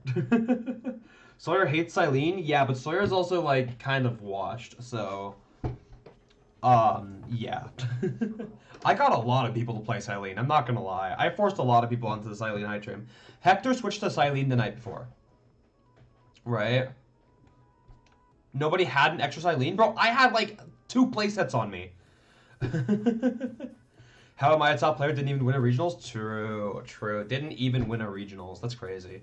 Bro, I had 2 extra playsets of Silene on me. We had Silene at home. All right. All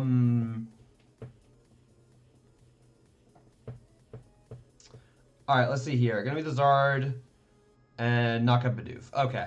So at least like it's not the Friggy going down. But yeah, this is just really bad for Owen.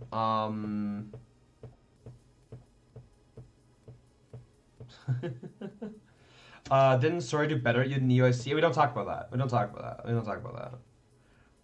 We don't talk about that, bro. Listen, a lot of people did better than me to EUIC, okay? A lot of people did better than me to EUIC. I'm gonna be Greninja off the bat for Owen here. Let's focus on the game. We can do less banter later, chat. Or more banter later, I should say.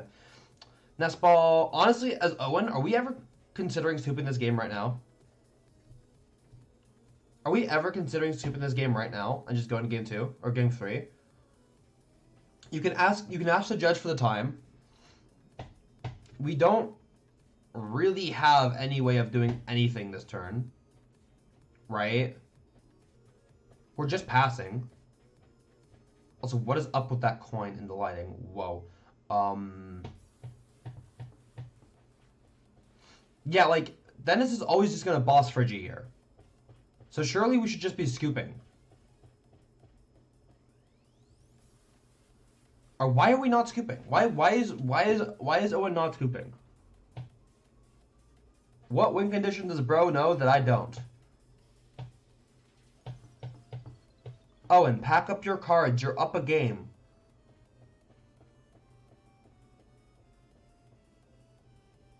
Alright, so we're thinking from a barrel.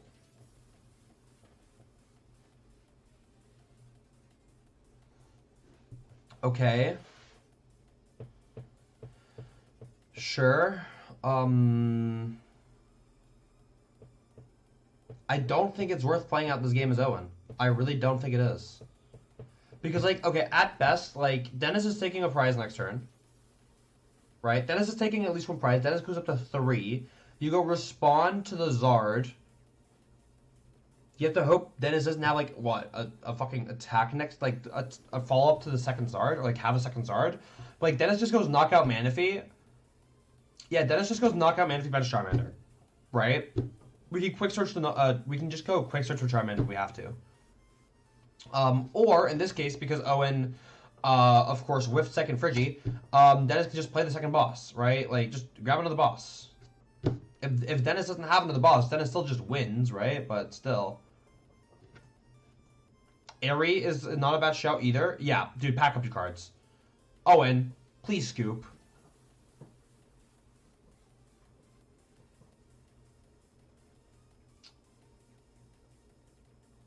I guess you're getting information. Like we didn't know there was an area in the deck. Yeah, we didn't know of the area, but I don't think we have any business playing this game as Owen. This should just be a scoop. You can't win on time. Owen knows this. There's no way he doesn't. Okay, there we go. There's the scoop. Yeah, there's the scoop. I would like to see that scoop like a hell of a lot earlier, but I guess Owen did get the area information right confirmed by not scooping earlier. So why quick search for Commander when you quick search for Poffin? I don't know. I guess like it technically plays. No, that doesn't. I was about to say it plays around. I would say it plays around Cologne, but like you still go Killmander, kill Manaphy, so it doesn't really change anything. So yeah, I guess like I don't know. I don't think it matters in that case, but yeah, grabbing the Poffin is probably just correct. All right, let's see what Owen's got here. Let's see what we got to work with.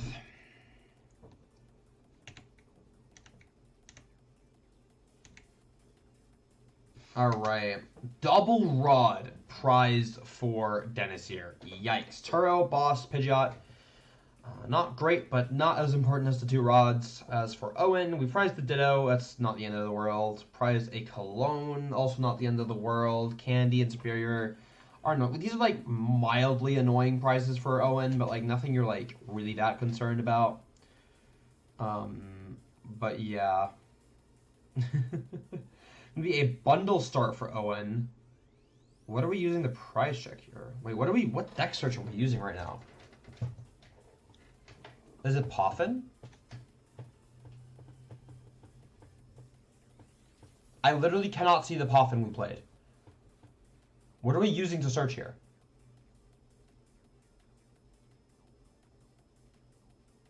Hello? Wait. Did Owen just pick up his deck? Have we not played the Poffin yet? But where's the Poffin? Is Owen's Discord pile just off stream? Okay, it is. Oh, thank God. I'm about to say, like, did Owen just, like, pick up his deck before playing the Poffin? But no, Owen's Discord pile is just off camera. Okay, thank God. The Discord is on the judge table, yeah. Bro had that shit, like, all the way out there. I don't know what, like... Typically, production is, like, from my experience, like, production is, like, on your ass about that shit. Right? Production sees, like, stuff that isn't, like, visible to the viewer, and they're like, fix that shit right now. Right. Looks like it's gonna be a pass. This is a completely fine turn 1 for Owen here. I think you definitely want to have the Ditto, but why are we loading? Or what are we loading here? You'd want to have the Ditto in this situation for sure. Okay.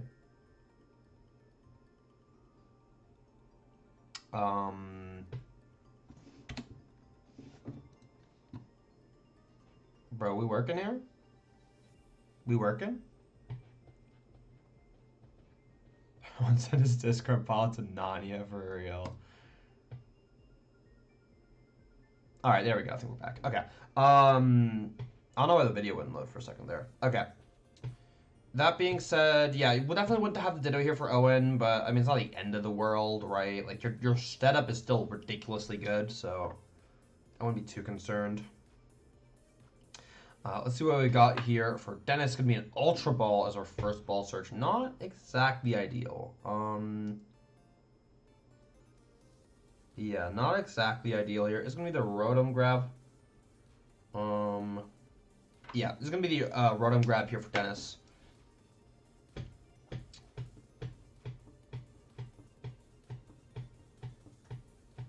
Be a Rotom bench. Have a fish in hand as well. Yeah, we are going to be forced to fish here. Fish and... Oh, it's going to be for the Iono. Interesting. Not for the Arven. I don't know if I like this. Is he Candy Zard in hand? Yeah, why the fuck... Wait, why is this not Arven? Hello? Why are we not using Arven for Poffin here? Like, we have the Rotom. Like, if we're going Rotom Fish anyway, right? Like, you have Instant Charge. So, like, surely we're always just getting, like Arven for Poffin. Yeah, for Poffin. What's it called? Poffin Steelstone. Steelstone for Poffin. Grab Pidgey, Mander, Manaphy. Yeah, like, surely that's just always the line here. Like, why are we using Iono? We had Candy Zard in hand anyway, and we have the Instant Charge. Now you have no way of actually guaranteeing that you get good cards. We had Poffin anyway. Charmander and there's Sealstone, and I think I saw Poffin? Or maybe not. We're not using Sealstone for Poffin? Hello? Okay, did we prize for Poffin, or what am I missing here? Bro, what the fuck are we doing? You are about to get fucking shit on by Greninja. Where is Poffin? Where is Poffin? Alright, you know what? I don't know what the fuck, bro. I don't know what bro's cooking. I ain't gonna lie. Neither does Owen, clearly. Bro, what the fuck is, dude? What is bro on? What is bro on? He whiffs? I don't give a shit. Listen, Dennis does not know Owen whiffs here, okay? Like, fucking Pokestop into Greninja, okay? Like, Dennis has no business not using Forest Sealstone for Poffin here. This is outrageously greedy from Dennis. And we don't have a Pidgey! We don't have a Pidgey! Dennis, how are you playing the game next turn?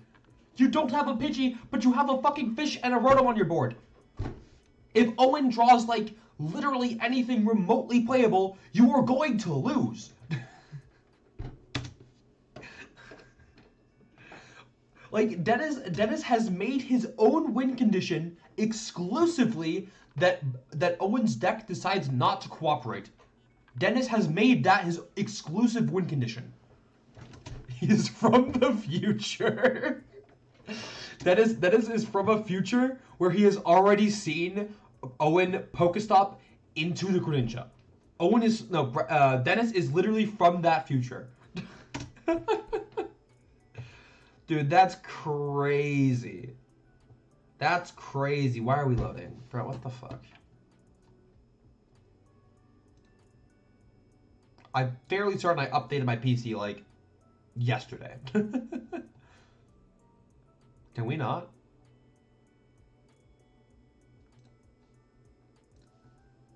How about we just do this? Hold up. Okay, thanks for the ad. Yeah, that's great, guys. That's great. Look at this ad. Isn't it crazy? Well, you can sell your clothes online. Chat, isn't that wild? To be fair, Owen plays Chien-Pao decides not to work at times. That's fair. That's fair. Alright, can the ad go away now? And we get another one. Okay. Well, chat, isn't it fun watching it? You guys watch ads on my channel all the time. Well, now we can watch the ads together. Isn't that great? Isn't that great, chat? Alright, can I...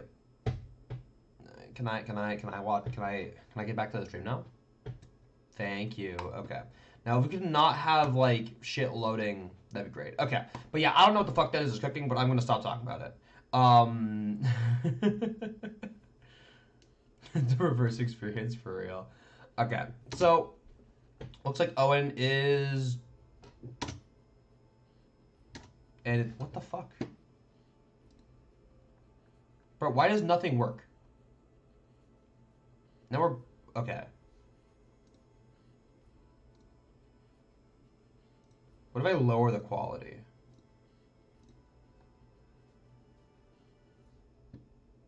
I don't know what the fuck... Why this... Like, I've never had this problem before. Growing up is realizing this is cool now. So based. Okay. We're in Owen's turn here. I think this is where we left off. Yeah, so Owen is going to start with the Pokestop after being very confused over Dennis's play. Realizing, of course, that he just Pokestopped into the single card he could not hit.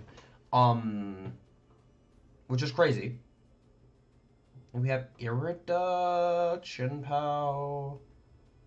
Not a whole lot else. We've got Pao, we've got Bundle. This is always Charmander. Thank you, Dennis.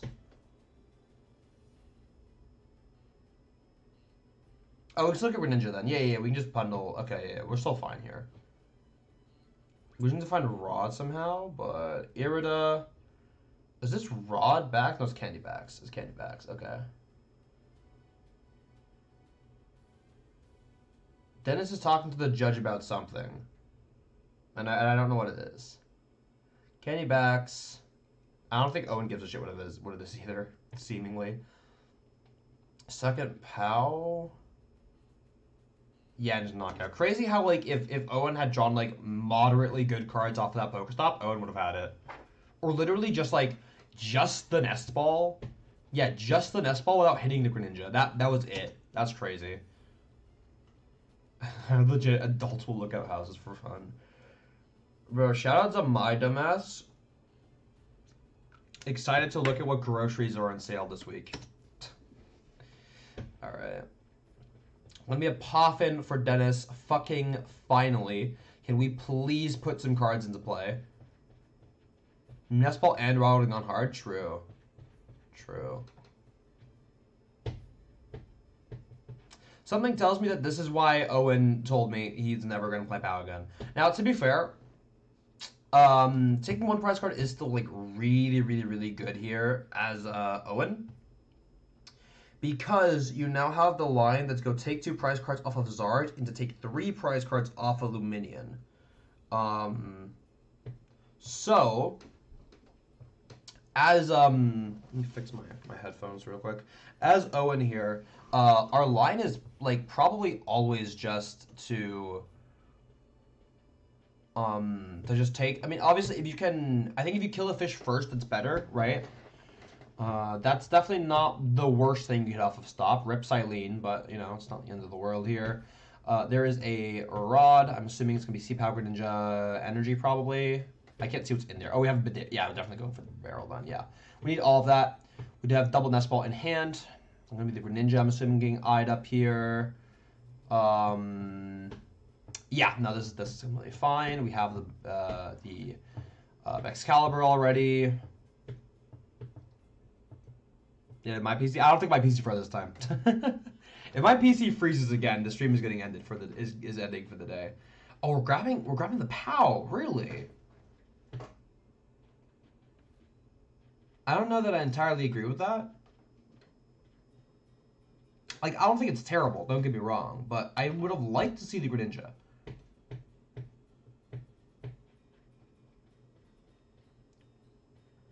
But I guess, like, this turn, the idea is that we're trying to set up a board to guarantee amp next turn. My main issue with grabbing the Pao here is that you're giving Dennis a really easy 2-2-2 line, right? You're giving Dennis this super easy 2-2-2, which means that if Owen goes knockout Zard and Dennis goes establish Zard, establish Pidgeot, collapse Stadium and or Turo away the fish, you just kind of lose as Owen. So I don't actually, yeah, this just Chien-Pao bench feels really bad to me. I would have much rather seen it being Greninja. Because, like, at the bare minimum then, if Dennis hits all that, like, you have a turn to, like, Greninja into the, like, you can go like Greninja 90-90 on, like, Pidgey Rotom, and then you can amp either of them for game. Which doesn't mean you still lose to Manaphy, but Dennis is going to be less inclined to bench Manaphy if Dennis already has, like, everything evolved, so... I don't know. I don't think this Chien-Pao bench is correct from Owen. That's something I've been surprised by. I think I've been saying, like, this isn't correct from Owen a couple, like... Yeah, a couple more times than I would really expect, right? Not that Owen isn't playing well, but definitely a couple of uncharacteristic blunders here as Owen. I guess, like, to be fair, like, there's not a lot of time left. Owen is playing extremely fast right now. Obviously, they get sped up, so we can't really tell how fast Owen's playing, but I'm assuming Owen is playing extremely fast right now. So I'm not exactly going to sit here and fault him for not playing perfect Pokemon. It is also just objectively speaking a lot easier to spot mistakes when you're looking at a game from an outside perspective than when you're playing the game, especially when you're on stream and it's high stakes. So, oh, did we just go instant charge? Okay, never mind. All right, never fucking mind. Now all that matters for Owen is just literally punch the Pidgey into game, right? Unless we're trying to play around. No, it doesn't matter. That doesn't matter, yeah. Like, the only other thing I think about is, like, if we go fill our board with one prizers, Radzard, Knockout active at the same time as we go Collapse Stadium, 1-2 prizer, and then Turo the other one, right? But then Owen would still win with Bundle into Iron Hands. So, it doesn't matter. Yeah, so Owen is always just winning this game right now. I can't see a... I mean, obviously, loss conditions exist, but if Owen, you know... If Owen sequences this correctly, which I can't see any reason why he wouldn't, this should always just be a one game. Gonna be the Cypher Maniac being played here. I like this a lot. Especially if we decide to hold. We could decide to hold the Cypher Maniac, like... Put the cards, like, in order and then not use Bibarel here. So we guarantee good top decks. And then we're playing around Airy. Yeah, that's exactly what we're going to do. I really, really like that. Also being Owen with at this point, don't know what's for any longer. The high CP earning, not a big target on their back, so might be nerves involved. Yeah, no, I mean, like even top players get nervous. Even top players get nervous, for sure. Like there's a lot of pressure on you to perform well after just winning one regional. I can't even imagine the pressure put onto you after winning back-to-back, right? Legal stacking technique, Cypher Maniac, bro, for real. For real. All right, Candy Pidgey gonna be found here for Dennis. Surely it's just too late. Surely it is just always too late for Dennis here. We are in turns of time. I believe it is turn. I believe this is turn number 1 or 0 for Dennis. Either way, like, Owen should have another turn, meaning that Owen should just be able to close out the game next turn. Of course, with that retrieval on top of the deck, we're going to top deck retrieval. Okay, Dennis is going to skip, seems.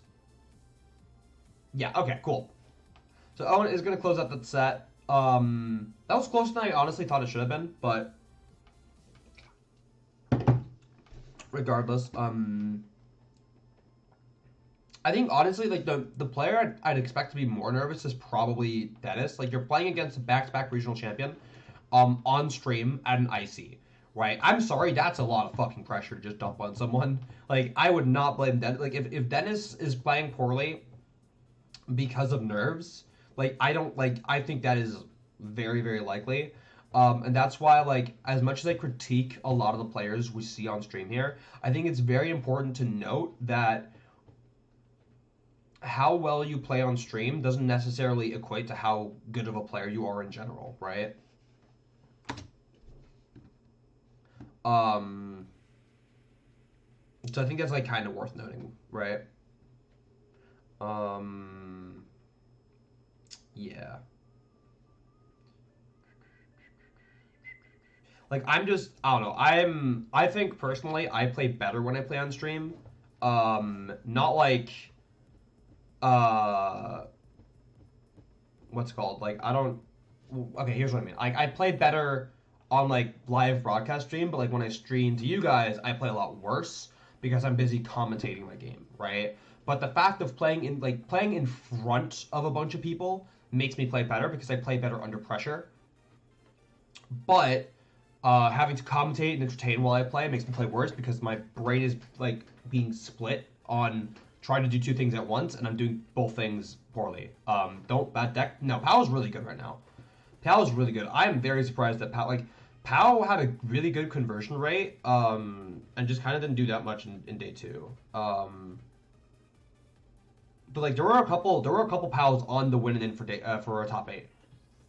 Like if round 15 had gone differently, we would have had several Chien-Paos in top 8.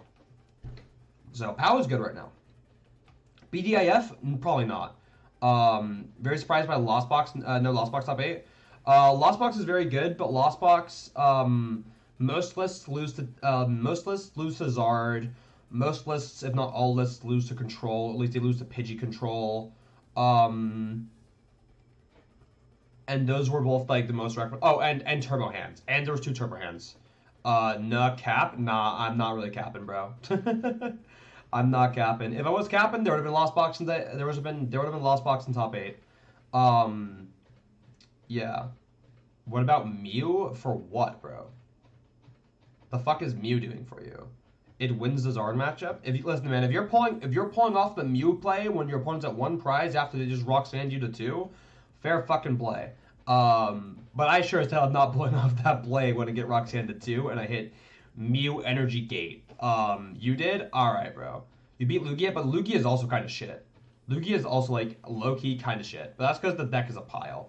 But no, as Lost Box, you're 50-50 at best into Zard, although I think you're unfavored for most Lost Zone variants, right? Pao is a hard matchup, but if we're just looking at cut, Pidgey Control is a bad matchup, straight up, it just is. Pidgey Control is a bad matchup, and Turbo Hands is a bad matchup, right? So that's immediately, like, if we just assume for a second that Zard is a bad matchup, that's 6 out of the top 8 decks that are bad matchups for you. And I think Moon is probably not a great matchup for you either. And neither is, what was the last deck? Tina's a good matchup for you. Tina's absolutely a good matchup for you, although the Banette could make stuff sketchy. Judge in hands is unbeatable, that's fair. I don't know. Either way, I think Lost Box is good. I don't think it's like top tier though. I think Tina's a good matchup. Like not by like a lot. But yeah. Alright, enough of that. I'd actually like to bring attention to this wonderful, wonderful screenshot here. Of course, we just talked about Owen, like, oh my god, Owen's so good, right? You know, back-to-back champion, right, number 1 EU's, like, number 1 EU right now. I'm assuming that's tour after this weekend, although I'm not sure. Robin, of course, former world champion. Actually, they got the date wrong for Robin. It's 2018 that Robin won. Of course, former IC champion, and they got this fucking dumbass in the middle here. Like, who put me on? Who thought putting my dumbass as a player to watch was a good idea? Why am I here? Why the fuck am I here? What is my dumbass doing on this screen? But yeah, and Regigig is enthusiast. I mean, like, what's there even to talk about, bro? Yeah, and also, Robin didn't have his invite yet. Although, Robin does have his invite after the tournament, to be fair, but still. Because when the Danish go, nah, bro, that's Magnus. That shit's Magnus, bro. We do also actually have, I want to take a look at this. We have a couple group of players here. They picked, so I'm assuming they picked 3 Europeans, and then they picked 1 player from each other major region. So for North America, we've got Alex Szymanski, of course, the defending EUIC champion. Benny Fernandez, probably the best player in Brazil right now. I think that's not too much of a debate, honestly, as either Vinny or Gustavo. Gustavo is not in attendance, so there you go. And of course, Brent Tonneson, who is just going to fucking everything because he's just kind of that guy, and is ranked number 1 in the world right now. Yeah. I was day 2 and day 3. I was just kind of cubing. I was kind of like at a table cubing. Gabriel, yeah. I mean, listen. When Gabriel ages up, he might be better than Vinny, low key. But until that happens, Vinny's that guy. Didn't Tonison go to a cup in Italy last season? I have no idea. That sounds like something. Fuck. Who is it? What's his name? Nitish would do. I think it's Nitish that does that. I think Brent typically only travels for like regionals, and that's obviously like if you're in the country anyway, right? Like I've done American Cups this season, but that's not because I traveled to the US for a cup. That's because I fucking was already there, right? So this is for EU. Where's my dumbass? Did they put me on as a fucking Okay. No, wait, this is funny. This is funny. They got a lot of the countries wrong here. Hold up. Wait, this is funny. Okay, so Miloslav, I'm fairly certain is from Poland. Last time I checked, you also have done Swedish Cups. I went to one Swedish Cup. Unless we're counting Copenhagen Cups. They're kind of also Swedish. Yeah, Konsta's Danish now, apparently. That's crazy. Konsta's Danish now. I'm from Czechia, apparently. I'm fairly certain Patrick is not British. What else we got?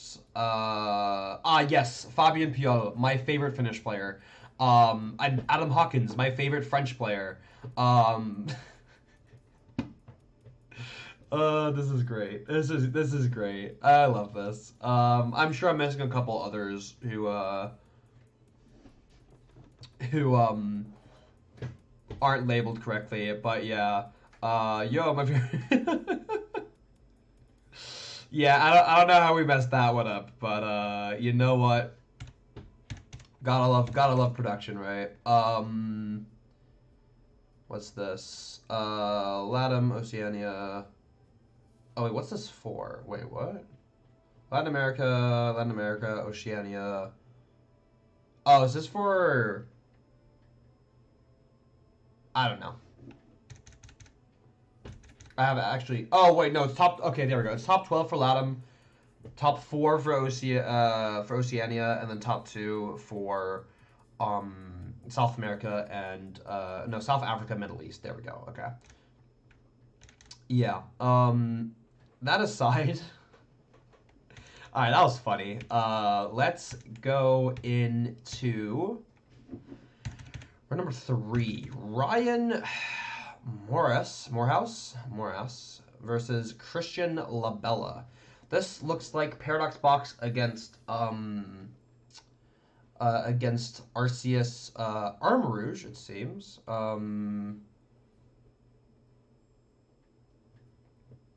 Yeah.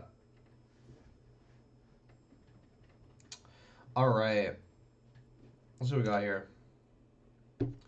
So, starting off here is going to be Ryan going first. So, Ryan is playing this Hoopa, and I think this Hoopa is going to make the matchup favorable for Ryan. At least I'd assume so. Armarouge was a sleeper deck. Armarouge is good. Armarouge is really good. Like, it's not like top tier, but it's definitely a respectable deck. Like, at least in my opinion. Alright. Gonna be an Artisan off the bat for Ryan. Doesn't seem like there's a whole lot else going on here. Hoopa Star is definitely not ideal, but you are going first against Arceus, and the Hoopa is in play, so you're doing something. There he goes again about Arcfire. Oh, wait, this hand is terrible for Ryan. Okay, never mind. Yeah, this hand has got bad for, This hand has got a bad for Ryan. Not getting me to play Arc ever again. I'm not getting myself to play Arc ever again, man. I'm officially terrified of Arceus decks. I cannot... Like, Arceus could be literally the best deck ever, like, for a format, and I would still not touch it. Oh, this hand is insane. And we have the squad. Bro, wait, this hand is nuts for Christian. Pause. This opening's goated. And we have the Bidoof in hand? Wait, what are we grabbing here? What are we grabbing here? Like, second cadet, maybe? Or we're grabbing Heatran. I think I like Heatran more. Heatran's probably definitely going to be your best. Yeah, I think Heatran's probably going to be your best response to the Hoopa here. Although it's going to be the Armarouge. My issue with the Armarouge here is that, or the Charcadet, but obviously it's going to be an Armarouge. Oh, we're not benching the Bidoof. Okay, we're not benching the Bidoof. I guess not benching Bidoof is kind of fine here. You're kind of playing around Sableye maybe, but I guess Christian's kind of accepting that you're just going to get fucked by Hoopa. The issue is that if we decide to use Armarouge EX as a response to Hoopa, it's gonna have too many energies on it, and it's gonna like get knocked out in return by the Hoopa coming back. That's what I'm concerned about here for Christian. But Ryan still not doing a whole lot here. Oh, like Iron Leaf. I see. Okay. So this is Iron Leaf's Paradox Box. So I'm assuming we're not playing Waters or Psychics. Maybe one. We got a Greninja here. We did play Colress. Seems like Ryan is playing Pokemon. We get a switch card, maybe. I do not see a switch card in Ryan's hand. That's bad. That is very bad. We've got the Vacuum. Okay, so Christian immediately getting punished for the Max Belt. I feel like, yeah, attaching the Max Belt was definitely overly greedy as Christian. Now, this Hoopa is really not in any danger, so I definitely think that was a misplay. Looks like it's going to be a pass over to Christian, though. Bossing the Comfey, benching the Heatran. Would have liked to see the Heatran hit the board last turn, if that was always the plan, but it's whatever. Don't even have the Arc Vstar. Wow, okay. So Christian's doing nothing, and Ryan's doing even less somehow. Although we do have a Colress, and I want to say 2 in Lost Zone? No, 3 in Lost Zone, because we vacuumed. 3 in Lost Zone. We should be able to hit, yeah, we should be able to hit 7 here. There's a couple of interesting things here. Huh. I'm hoping Ryan Price checked, because I don't remember if this Heavy Ball is actually a live out to anything. But I'm hoping Ryan knows that, because Ryan kind of definitely needs to know that. I think we're just debating the rest here. I wouldn't hate getting rid of the Lightning. You already have a Dark in hand. But we need the Dark for the... It's weird. I guess we have Double Gate in hand, probably, right? So... let's see here. 4 Sealstone in the hand. There's a Nest Ball, probably for Raikou, maybe? Actually, I would have really liked to see the concealed cards first. I would have liked to see concealed cards first for Ryan before using this Nest Ball, because we're looking for quite a lot of cards from this Nest Ball. Right? Oh, we have the Vacuum. Okay, we have the Vacuum. Okay. No, this is fine. This is fine. So we're at 5. We go Vacuum, our own 4 Sealstone. Debating what to get rid of. Is looking like the Counter Catcher. Maybe the Cram. Maybe the Boss. I don't hate the Cram here. Interesting. Okay, yeah, this is fine. Then we have, I think we have Double Gates. We have 1 to get at least. That's going to let us get the knockout here. Yeah, because we can go 1 Dark to Hoopa, 1 Grass to the active, and then attach the Dark that we have in hand to the Hoopa. So Hoopa is swinging here. And we have Counter Pitcher Boss, Rod. I don't know what else. But a lot of Gust for Ryan here. Not perfect by any means. Gonna be a Mew bench into an Iono for Christian. I guess that's fine. Hand's looking all right for Ryan. We did get a Poffin, so that's going to get us a bare minimum at least another Comfey. And we have the Bazin plus attachment hand to the Heatran. Heatran's going to respond to the Hoopa, and now we're just trying to find hands here, right? We're just trying to find hands, but that's easier than done. And Greninja would actually be a great response here. If we're able to attack with Greninja, that'd be awesome. Although, I'm fairly certain there are no water energies in Ryan's deck. And if there's no water energies in Ryan's deck, then we are not attacking with Greninja. To to say the least. I love the Manaphy grab, though. The Manaphy grab is a really, really good shout. You're protecting yourself from that Mew. Snorlax as well in Ryan's deck. Very interesting. Do we not have another Comfey? There's no way we don't have another Comfey here. Really? Really? Did we not? Okay, like, I'm assuming if we have a Comfey deck, we're grabbing it here, right? Delphox? Delphox 2. Delphox 2, yeah. Well, it's Delphox and Mew, right? Granted, Christian is bench locked, so the Mew is a more of an immediate threat. But yeah, Christian has 2 cards to work with here and exactly no draw engine. Now, granted, if we do find out Arceus Vstar, Christian hasn't used Vstar, or Starbirth yet, I should say. So, yeah. Are we able to hands here? Do we have hands? No, we have hands, we have gate, but I only think we have the 1 gate in hand.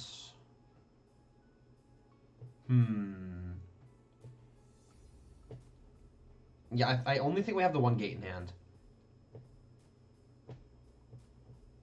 If that's the case, are we just attacking with his Raikou? Yeah, we're just attacking with his Raikou. We have the fleet-footed. I guess we can try. If we do hit the gate, that'd be hype. Is going to be the counter catcher. That's not a bad shout, actually. We are still behind here. We could counter catcher the Squawk, actually. Yeah, counter catcher Squawk seems really good here. Or if we do have the numbers, I can't really be bothered to check or count, but I'm fairly certain. No, I'm fairly certain we're knocking out Mew as well here, actually. So we have counter catcher kill Mew is a really, really good shout here for Ryan. Yeah, this seems good. This seems really, really good. Nice loss on animation. Can we please look at the game? Thank you. Puffed in hand. There's the counter catcher. Yep. This is great. This is awesome.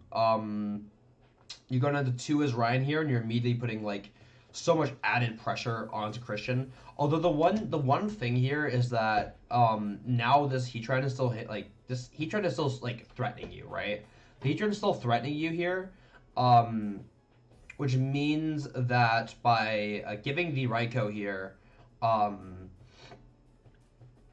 what's it called? Yeah, by giving the Raikou here, you're making it so that Christian wins in 2 turns. So Ryan needs to hit a knockout next turn. However, I think you always assume that to be the case as Ryan anyway, because this Roxanne is giving Christian 2 cards, which isn't a lot. However, all Christian really needs is an out to Arceus Vstar, and Christian is able to put himself in that position anyway. So that's a very long-winded way of saying that I think ignoring this Heatran, while seemingly greedy, is definitely the correct line for Ryan in this situation. All right, gonna be a capturing aroma being played for Christian. Gonna be a heads. That is exactly what we're looking for sure. Can't quite see what the rest of the cards were for Christian, but it was gonna be an Iono. Okay, yeah, this is actually just perfect for Christian. We might not even have to Starbirth here, honestly. We're probably doing it anyway, but like you don't have to at this point. Gonna be an Armarouge and an Armarouge EX, I think. We have the Boston hands. I wouldn't have hate to hold it to play around a potential I wouldn't have hated to hold that to play around a potential second Roxanne, right, or Iono, or like Pal Roxanne type of thing, but at the same time, I think as Christian, like, this play allows you to play around a potential Greninja. Now, we know that Ryan isn't playing Water Energies, however, I think that is a little too risky for Christian to just say at this point in the game, so, yeah, I don't hate this. Could be a Colress being found here off of the Iono to 2. Although, there's not a lot of good options here. I see a lot of switch cards, but it's not really getting as much of anything here. I have a gate in the prizes for Ryan. Fairly certain we're down 2 gates? No. Only 1, right? What resources do we have access to here? If we have Rod, no, it doesn't work. Yeah, we need a lot as Ryan here. We need a lot to get here. Definitely not impossible, but certainly not likely. Let's see what we got. Dark Energy Prime Catcher. Ugh. Surely, really, it is okay. Sure, I guess the Prime Catcher does give you some extra outs. Double Rod. What Rod? Like, can we pan on his hand for like a little longer, maybe? Prime just isn't enough here. Yeah, Prime isn't enough. We can Prime... No, Prime Stall doesn't even work. Like, Gust Stall doesn't even work. Yeah, and we're scooping. Yeah, that's game on board. Ryan cannot do anything there. I think we should have grabbed the Dark Energy just to draw more cards. I highly doubt Ryan would have hit it, but still. All right. I am typically inclined to say that Christian is probably favored in this matchup as long as Ryan doesn't get like extensive like abuse of the Hoopa. Of course, Ryan does prize the Hoopa in game 2 here. Quite unfortunate. Yeah. This matchup's weird because I think the Hoopa can run away with it, but that being said, Arc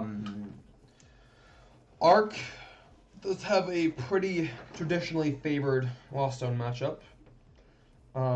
Assuming the Lost Zone isn't not playing the Hoopa.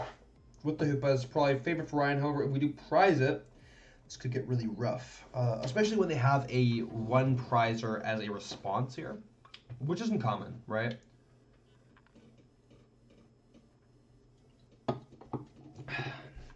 All right. I'm gonna be the Ditto grabbed off of the Poffin here. What now? Be a switch carts. Looks like we're gonna see the transformative start. Probably another Comfy, maybe a Greninja. Maybe another Comfy. Okay, that seems fine to me. So you just grab the Ditto to like thin. I think that's completely fine.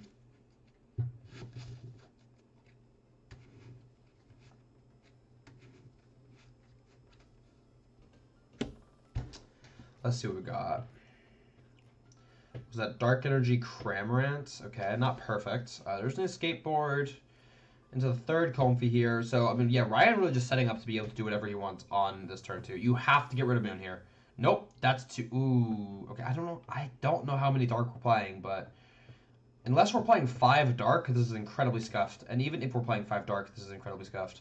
If we're playing 4 Dark, this is just not good. I don't think you need the Moon enough to keep it here. I'm gonna be real. I think Hoopa does everything you want your Moon to do, just better. Okay, Prime Catcher Boss is gonna be the 2 cards grabbed off the Ninja. Definitely could be worse. Gonna be a Cram Bench. Cram Bench. Jesus, I can't speak. Yeah. Cram Bench for Ryan into a pass here. I'm going to read the Armarouge EX. And Christian is going to go for the deck here. So, I mean, as Christian, we're probably just trying to get, like trying to establish a board. Get an energy out of Arceus. We do have that. Going to be a pass here. Trying to put ourselves in the best position to defend from whatever Ryan is trying to do here. I guess the idea behind keeping Moon last turn is probably so that you have an attack onto an Arceus this turn. Without having to find Heavy Ball for the Hoopa. That aside, we're down 3 energy in the Lost Zone now. Already into turn 2. Definitely a bit scuffed. I'm getting a switch cart. Okay. Big hand for Ryan. Switch cart is good. Yep, we have the board. Have the board already. Colress as well. I think we've already used the Colress though. Gonna be a Snorlax and a Forest Sealstone. I think we're getting rid of Snorlax here, right? Surely. Like, the Snorlax is probably good in this matchup, but I really don't think you need it. No, we are gonna keep the Snorlax. Okay. Ryan's gonna make the call and say we want Snorlax here. I guess it's fine. We're going into this. Okay. What are we digging for? What are we missing? Concealed cards. Okay. So retreating before concealed cards is just never correct here. Straight up, but it is what it is. Do we not have switch card as Ryan? Because if we don't have, no, we have Prime Catcher. We still have Prime Catcher. Okay. So I guess the idea is we're going Prime Catcher. Yeah, I guess the idea is we're going Prime Catcher, kill Arc with energy. But honestly, like, you don't really need to do that because Basin is going to make it so that Ryan or Christian can attack next turn anyway. So what we're actually digging for here has to be the Stadium card. Because going to 30 HP could get really rough.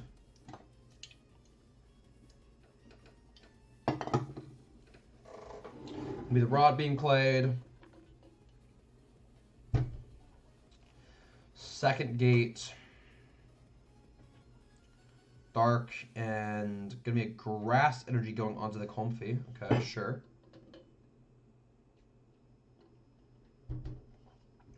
Seems fine to me.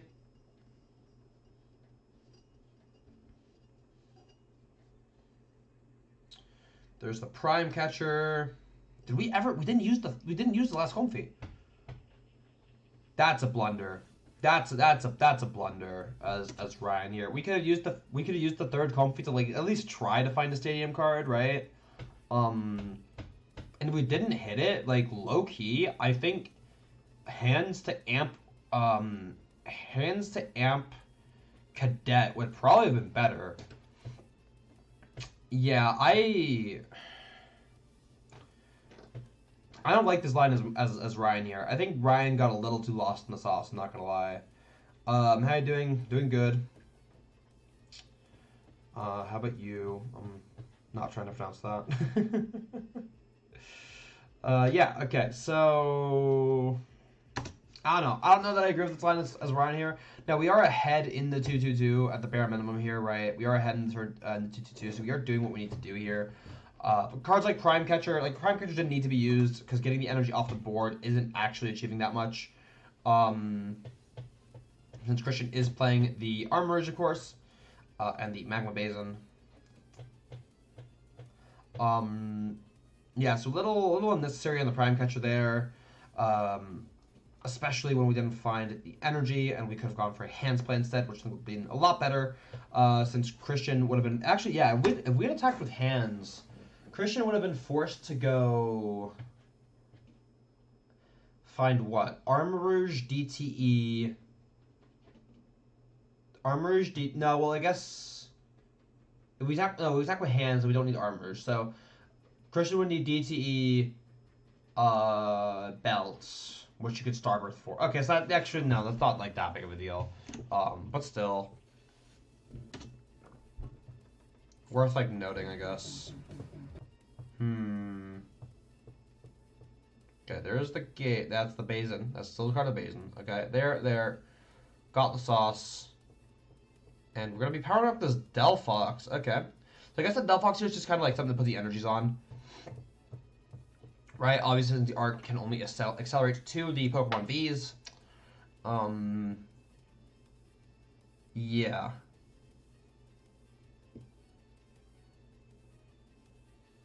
Okay. Gonna be the Heavy Ball for the Hoopa. Definitely a card you are happy to see here as Ryan. 12 minutes left. We're probably just trying to lock up a tie at this point.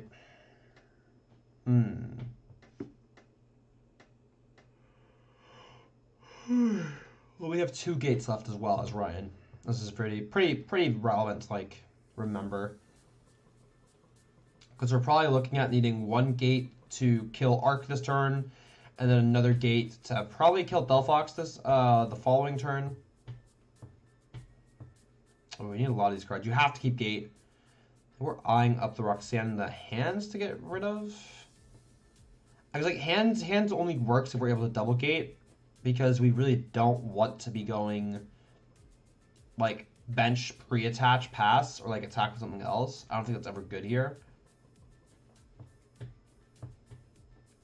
I think you're taking your last 2 prize cards with your 1 prize, if I were to guess, which is probably literally just Cram, actually, but... Actually, then maybe if it's just Cram, maybe it's not good. This is interesting. Well, we have the gate. We need another Dark Energy, though. But we are down 2 Dark Energies, so... This could get really, really rough for Ryan, though, if Christian has the boss. Because if Christian has the boss, Christian can go... No, well... No, wait, okay. Cram and weakness. I know Cram doesn't have hit for weakness, so we go Cram twice, right? It'd be Cram twice. Trust me, if Cram hit for weakness, then this would be a lot better. Yeah, if Cram hit for weakness on the Delphox, I would not be scared for Ryan. But I think what gets really, really rough here is that, say we get the Hoopa here, we Hoopa the Arceus, we go down to 2 prize cards, right? Well, then Christian goes Boss Comfy, kill 2 Comfy with the Delphox. And then because you don't have the energies on the Arceus anymore, because the Arceus is obviously dead, and you lost zone 2 energies off of your Delphox, you can Magma Basin, and the Hoopa will still only be hitting for 100 damage. Right? Which means Ryan would not be able to take a 2-prize knockout next turn unless Ryan then went, what's it called? Unless Ryan was able to get the hands play, but we don't have the hands anymore, and the 2-prize will be stuck on the board, which means that Heatran would lose the game, right? So yeah, I think, I mean, okay, you have to go for the Hoopa as Ryan here probably, but we haven't really put ourselves in a good spot to handle Christian's options. I think Christian is ahead in this game, and Christian does have the better options here. With bad box apparently, bro. I never said Lost Box was bad. I never said Lost Box was bad. Alright. What do you think of Ursa Luna Control? It got 55th in USC. Yeah, I know. It was played by Vincent Makusmunk. He's Danish. I've known this guy since I was like 12, 13 maybe. Fun fact, Ursa Luna Control was invented by Emma Hagen. Like back in November. Actually, no, I don't know if it was invented by Emma Hagen, but Emma Hagen, I think, was the first one to play it to an actual tournament. Emma played Ursa Luna Control to League Cups in November or some shit, right? No, not BAF equals bad? Okay, trust. That's definitely how that works.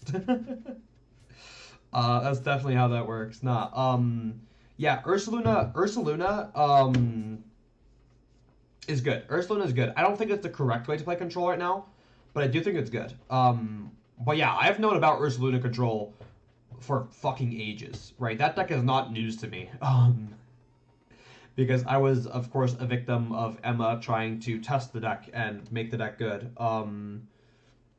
in time for tournaments. But yeah, thoughts on Boxed Order? Okay, that's the last thing I'll answer before we go back to the stream. But Boxed Order, I think Boxed Order is fine. I'm assuming in PAL. I think Boxed Order is fine.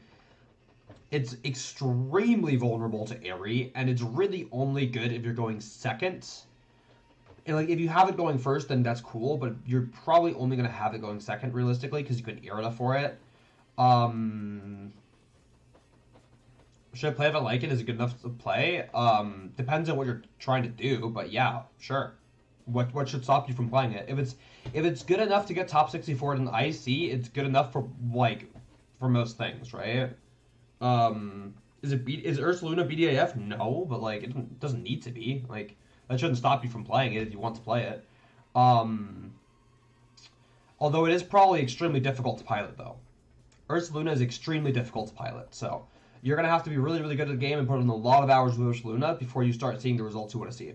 But yeah, Boxed Order. I think Boxed Order is fine. I just don't think it's worth the inclusion because it's going to get the most value when you're going second and you can Irida for it, but it's also super, super susceptible to...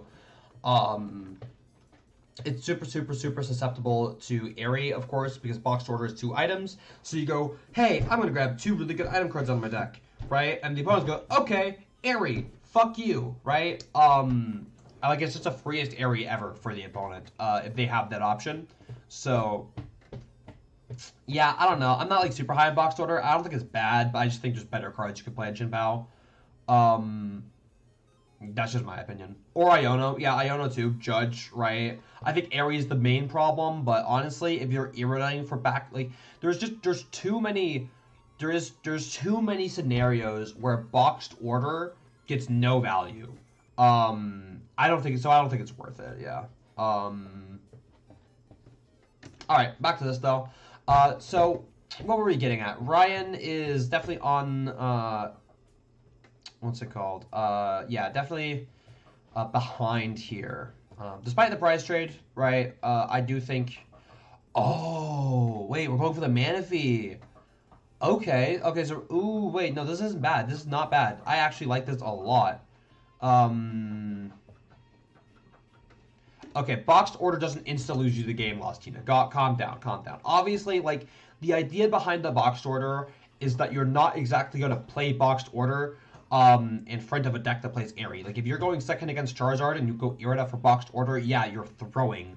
Because, of course, they're going to just go fucking Airy you, right? But the boxed order is probably really good against a bunch of other archetypes, right? Say you're against Lost Box, you're going second, right? All of a sudden, the boxed order could be, I don't know, Prime Catcher Canceling Cologne, and then you can Irida for your Baxcalibur, right? And then you just have the Ninja play because you boxed ordered for the two one-ups. I'm not saying the boxed order is great, but it's definitely not a card that like auto loses you the game because you played it. It's not that bad. Like the boxed order is good. I just don't think it's good enough. But boxed order is definitely a good card in Chien-Pao. I just think you'd be playing better cards in Chien-Pao.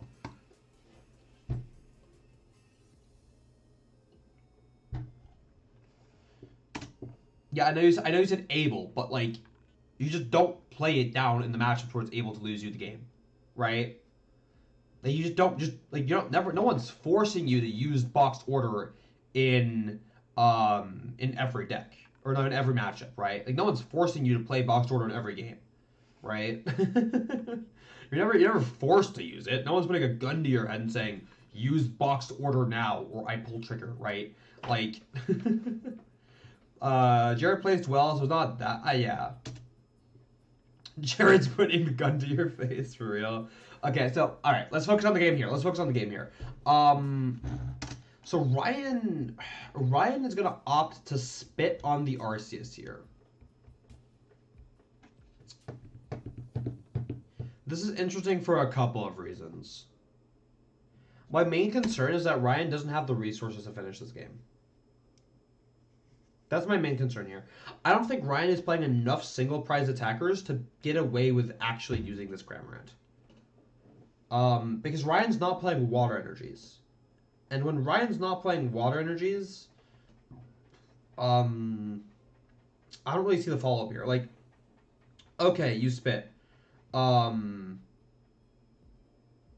Yeah, like you spit this turn, and what do you do next turn?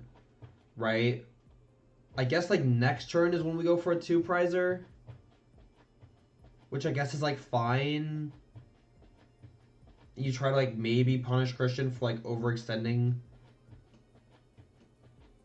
I don't know. I don't know, like I just don't like the board for Ryan here, right? I think in this matchup you're kind of forced into using Iron Hands, realistically. Bench Tina, get KO'd. Yeah, no, this is not Tina.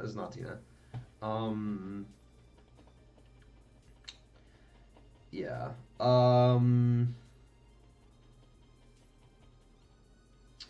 Weird question. You mind sharing Vincent's Twitter? Sure. I'll do it after this game. Remind me after this game, and I'll do it. And so okay. Fuck you.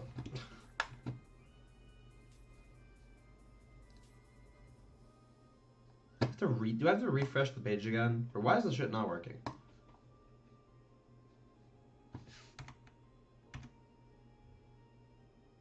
Okay, Bufo will get it. Thank you, Bufo.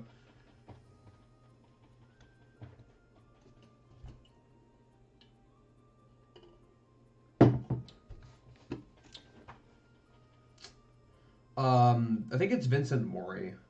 Alright, anyway. So Ryan's gonna go for the Raikou here. I kind of like this. Yeah, I kind of like this a lot. So, okay, so what's the line here for Ryan?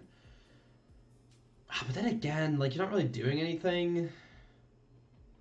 You have to gust here. You're kind of forced into gusting as Ryan. If you don't gust this turn as Ryan, you're losing the game. So you need to have either Prime Catcher or Counter Catcher in hand.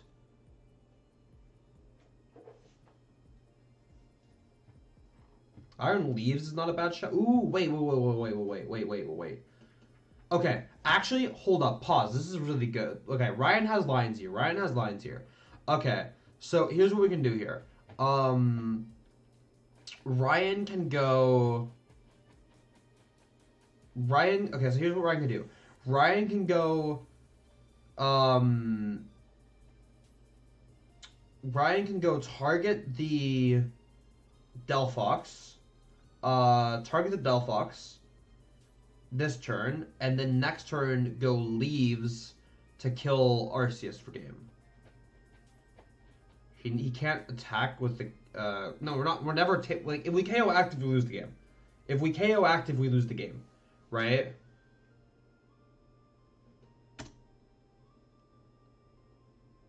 Lost Tina, I have no idea what the fuck you're talking about. What are you high on, bro? What are you high on? Okay. Oh, we're just straight up getting rid of the Hoopa. I guess it's fair. Are we down all our I guess we're down all our gates, maybe? We have a gate prized, so I like getting rid of the stadium here, but like realistically we're forced to back-to-back gust anyway, right? So down to dark is rough for Hoopa. Yeah, exactly. I'm not entirely sure what resources we have left here for Ryan. I'm assuming we could launch a Hoopa attack. But, like, you have the Iron Leaves anyway, so you never need it. Ooh, there's a Gouging Fire.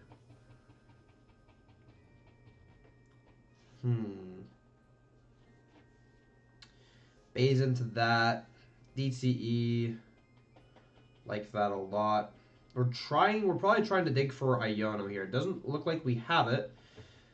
Okay, I think Ryan found the line. Yep, there's the Leaves, Tatch, Boss. Yeah, super well played from Ryan there.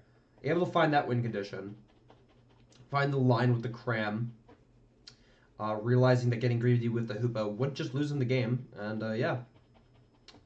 Not bad. Yeah, that was actually super impressive play. Like, most people in that scenario would have tunnel visioned on the Hoopa play. But, Ryan found the line there. Okay, so what do we got here? We got max. Okay, we have like a minute left, so this is gonna tie. But like, let's hypothetically speaking, Heatran maximum belt and 1/1 cadet prize is extremely bad for for Christian. But Ryan's prizes being double grass like isn't great either. It's not like, you know, insane, but yeah. I'm assuming during terms of time. Why are we? I'm not even gonna bother, right? Like, I'm sure I'm not gonna bother because this is just going to. We're just like the game's over, right? Why are we playing? I guess if Ryan is turn. Okay, well then, yeah. So Ryan would have been turn 1, and then Christian is turn 2.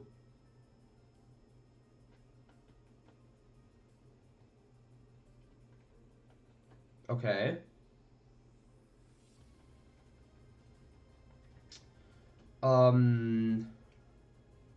Game free is amazing if you remember correctly. What game free, bro? There was 0 minutes left on the clock.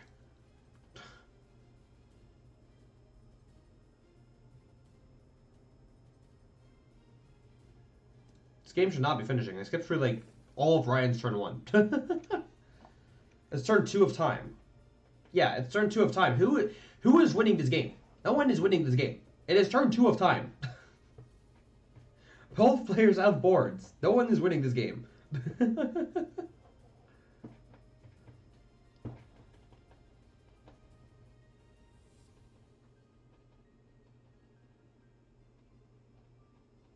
Yeah, I'm about to say. I think you're thinking of another game. I don't know why the players just haven't packed up their cards yet. I'm gonna be real. Neither player has a win condition unless they have a gentleman's agreement. But like, I don't know why we have a gentleman's agreement at round 3. That seems a bit much.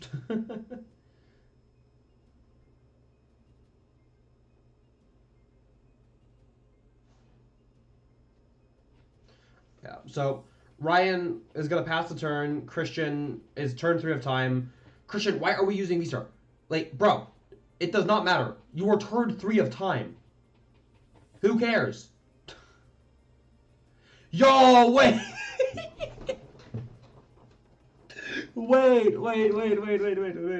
Christian just fucking copied the Ditto attack and punched it for 10. Bro, that goes crazy. Nah, that goes crazy. Okay.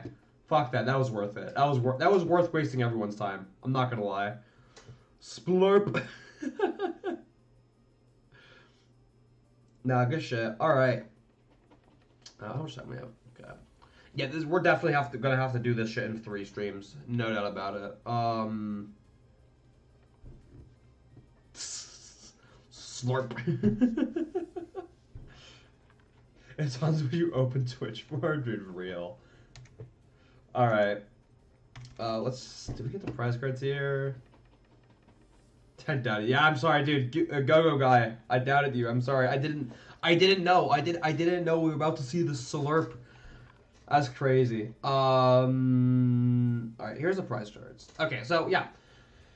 Chriso, last name I'm not pronouncing, versus Michael Pramwat, Mr. 7-time regional champion, Michael Pramwat. Kinda that guy. Pram's playing Giratina, and we've got some Dialga action here on the left for Chriso. Nothing super impactful in the prize cards. I'm assuming Chriso's just kind of playing like a million metal energies, and that's why there's so many energies prized. I'm assuming 3 energy shouldn't really be super uncommon for Chriso's deck. So yeah, it's gonna be the Great Ball off the bat here. Gonna be 2 Bellums. Now, Nest Ball, yep. Seems good.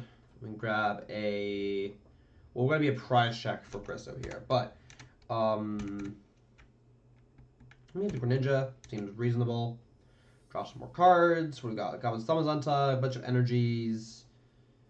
Not a lot else going on here. Just a bunch of energies and a Zamazenta. Yeah, gonna be a pass over to Pram. Just play the Iono Benchatina. Fucking arc stuff, right? 16 metal, I think? Yeah, okay. I think Chris will be fine then. Yeah, I was too busy being at the actual tournament to watch everything live. Yeah. I was too busy being at the actual tournament. Also, one thing I might do is on Sunday... Can I pause the stream? Thank you. On Sunday, I might actually start VOD reviewing Orlando. There's gonna be a week full of VOD review. Like, that's fine, right? Because, like, I learn a lot from VOD reviewing. I'm hoping you guys learn a lot from me VOD reviewing, right? At least that's the ideal, right? Is that a fucking crush? Hold the fuck up. I mean, hold the fuck up. Pause. Enhance. Now, oh, thank God. I could have sworn I just saw a crushing hammer in Pram's hand. I was about to lose my shit. How did I do with that? I played Chien-Pao. I lost my round 9 winning in. I hit 4 Chien-Pao mirrors and 3 Lugias. I had insane variance. I had 0 Zard, 0 Control, which were the matchups I was teching for. So yeah. Also, Pram's on 3-3 Bib and no Airy. He's got 4 Judge. I don't know what Pram's playing, or like 60-wise. But it is going to be a Trinity Charge and a pass here. So we got off the Great Ball here for Chriso. You had 3 Zards, yeah. Well, most people had a lot of Zards, because there was a lot of Zards in the matchup. Lugia's a good matchup. Lugia is a good matchup. The issue with the Lugia matchup, though, is that it's not really in your control. Like, I think as Chien-Pao, you're favored against Lugia, but, like, you have no real agency over how that game goes, right? You just kind of have to hope you hit it. Because it is still, like, fundamentally speaking, a 2-2-2, like a 2-2-2 prize trade matchup, right? So you don't, like, have a lot of agency. Like, I lost one of my games to Lugia, and in that game, I won game 1, and then in games 2 and 3, I wasn't able to get turn 2 attack either game. And then you just lose, right? And you just lose, straight up. Same thing in the... in my Pao mirrors, I went 2-2 against Pao. The one I lost the coin flip was on the winning end, but in round 2 I hit Pao mirror, and I won the coin flip, and I won game 1, and then in game 2 we were both double bricking for a while, but my opponent got turn 2, was the first one to get a, what's it called? My opponent was the first one to take 2 prize cards, so he won. And then game 3, I whiffed turn 2, take 2 prize cards, and my opponent was able to hit it. So, shit happens. Chinchino makes 2/2 kind of hard. No, it doesn't. You play Iron Hands. Yeah, you just play Iron Hands and you're fine. Would Kyogre be good against Lugia? No, Kyogre does literally nothing against Lugia. There is not a single scenario where you would rather use Kyogre than Iron Hands. If you're taking 1 prize card, you're losing. Right? If they play well, they'll just accelerate to the attackers they need, and then they won't they won't need the chops anyway if you start targeting chops. Kyogre, you should not be playing Kyogre in Chien-Pao. That card should not be played in Chien-Pao. Straight up. Yeah. Like, Hands is not hard to pull off for Chien-Pao either, by the way. Hands is actually incredibly easy for Pao to pull off. But yeah, that aside, my matchups weren't bad, technically, right? They just didn't really leave me a lot of player agency. Which it kind of just means I'm not able to outplay my opponent, which ruins the point of being good at the game. And I didn't hit any of the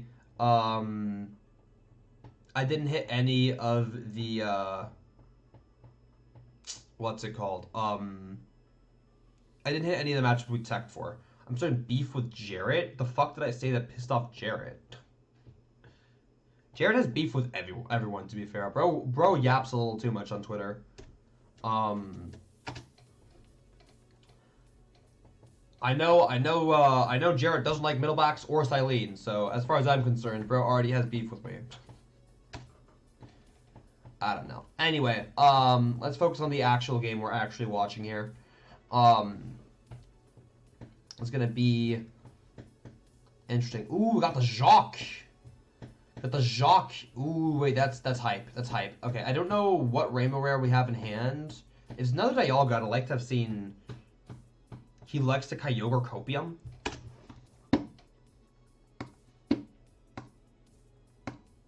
Pause.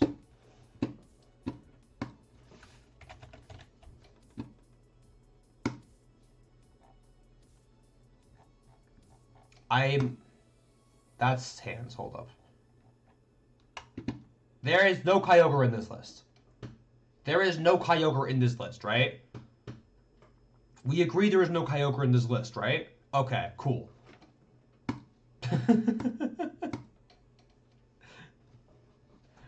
No, I'd be very surprised if Jared was advocating for Kyogre. But yeah, no, this is Triple Jacques. Triple Jacques goes hard, I'm not gonna lie. Yeah.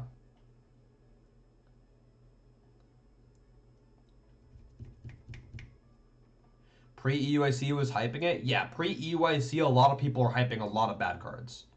It's a new rotation, right? No one actually knows what's good. 3 Jacques makes Dialga a lot scarier to go first. It still sets up. Yeah, that's fair. I like that. I like that idea. Alright. We've got the... Wait, what the fuck? How many energies did we just hit? 2? Okay, 2 is pretty good. Sorry, the camera just cut like a really weird time. Second Matang, 1 from hand, and scooped. Oh boy, Pram just got absolutely shit on by Dialga. That's crazy.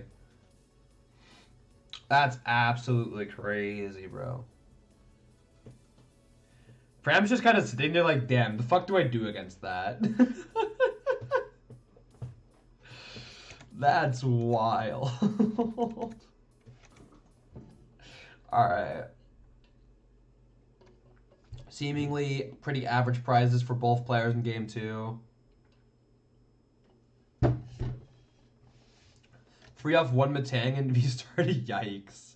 He won the previous match. The previous match was a tie. In round 3. Alright. So, Pram's going first. It's going to be a Skwovet start here. TT and a pass. Is that a nest ball in Pram for hand? No, it's not. It's 2 energies, Judge Boss, I think. Yeah, end of the barrel. Okay, that seems reasonable. All right, we're gonna go Bench Dialga from hand. Great Ball for Beldum. Attach to the Dialga and a pass to Pram. Let me draw for Pram. Jet Energy, Judge seems completely reasonable. Triple metal. All right. Let's see what we got here. No Arc Vstar for Pram. Gonna be the. Oh wait. Ooh, wait. Is that okay? We have the barrel in hand for Pram, right? Are we really so scared of this Dialga that we're nest stashing away our barrel? Because if Pram just like punches to Beldum, right, and then Pram survives the turn, we're still fine, right? Because then we have a barrel and then we just head up. But by using Nest Stash here, you have 1 card in hand now, and this has to be a good card. I do not like that. I do not like that play from Pram. I think that was incredibly greedy. Okay, well, it doesn't fucking matter because Pram ripped Iono off the top and hit a fucking Arc V-Star from prizes. So, I mean, there's a reason Pram has won 7 regionals and I've won 1, right? It's because Pram's just kind of that guy. Bro, he has the regional champ difference times 7. That's kind of crazy. No, there was. I'm fairly certain there was a barrel in Pram's hand. If there wasn't, I'm just tripping. But,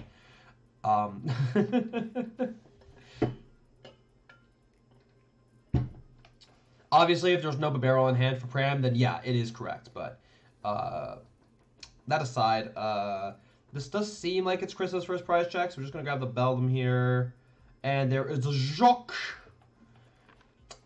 Gonna be the Dialga V-Star and the Matang here. I mean, listen, if we hit enough energies here, this is just game, right? Like, if we hit... how many do we hit? Let's see here. Just the 1. Ah, disappointing. I'm going to be a swing for, I believe, 160. Yeah, going into Pram's turn here. This game is incredibly scary for Pram, right? I mean, like, seriously, just think about this for a second. How the fuck does... How does Pram deal with the Dialga in front of him, all right? You kind of always assume that Chriso is going to hit a minimum of 1 energy from Matang next turn and 1 energy from hand, right? So that's the V-Star. You go V-Star the Arc into Knockout Tina V-Star with Boss, or Knockout Tina V, I should say, with Boss. And then Chriso's going to go up 2 prize cards, or yeah, go up 4 prize cards. And if Chris was able to also then rebench a Dialga V, that like kind of just all but game. But the thing is, like, Pram's only able to power up energies on 1 thing. So whatever Pram puts energies on, if Chris was able to go boss that with the Timeless, not Timeless, sorry, Star Chronos, I'm kind of just losing. Ooh, you also go boss Matang. I guess, yeah, it's probably your best line as Pram. Because if you get V-Starred, you lose, alright? If you get V-Starred, you're losing the game. Did Vance participate? I have no idea. I have no idea if Vance Kelly was there. Assuming we're talking about Vance Kelly. Let's see what we got. Gonna be a DTE to the barrel. Don't hate that. And now, I mean, yeah, Pram. All Pram can do here is literally just hope Chriso has nothing. There's a Matang and an energy. Uh-oh. Oh, we're so fucked. Yeah, there's 1. But the hand isn't that good for Chriso, so we're probably not finding boss, actually. We realistically do not have the follow-up boss. We're going to have to top deck it. Or hit it off the prizes. Draw turn. There is a Nest Ball. There's a Nest Ball that is probably going to be Greninja. No, Mew. Okay, that's what I assumed. Then another card was played. Is that another Nest Ball? Seems so. And a Cypher Maniac. Do we play Prime Catcher? What are we discussing here?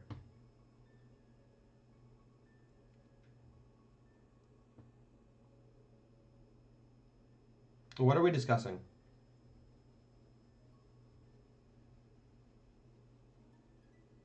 Okay. Do we play Prime Catcher? Sorry, I don't know what I do not know what the players are talking about there. The question here for Chriso is whether or not we play Prime Catcher. If we play Prime Catcher, this game ends, right? Prime Catcher, yeah, and Prime Scoops. Okay. I don't know what the debate there was, but I think they were heard. They heard the commentators.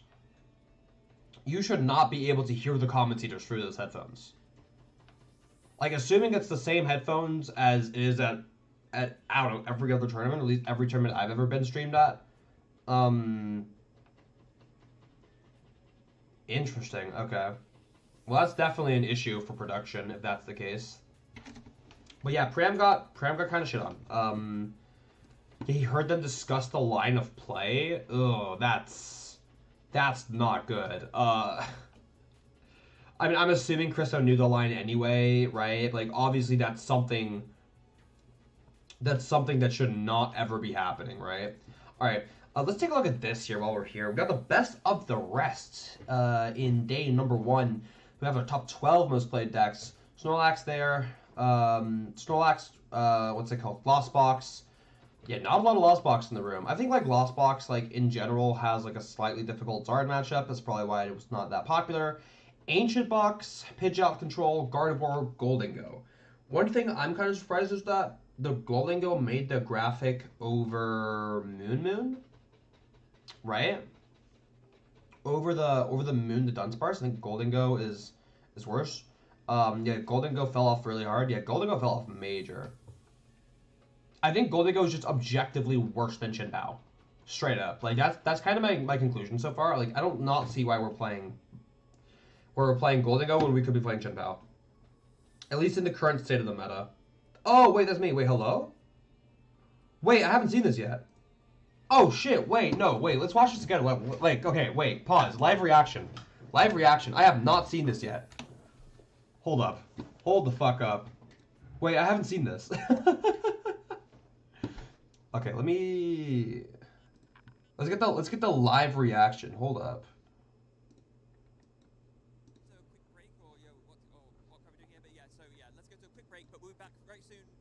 I'm assuming this is like my player video because I remember getting interviewed for this. Hold up. I'll speak less.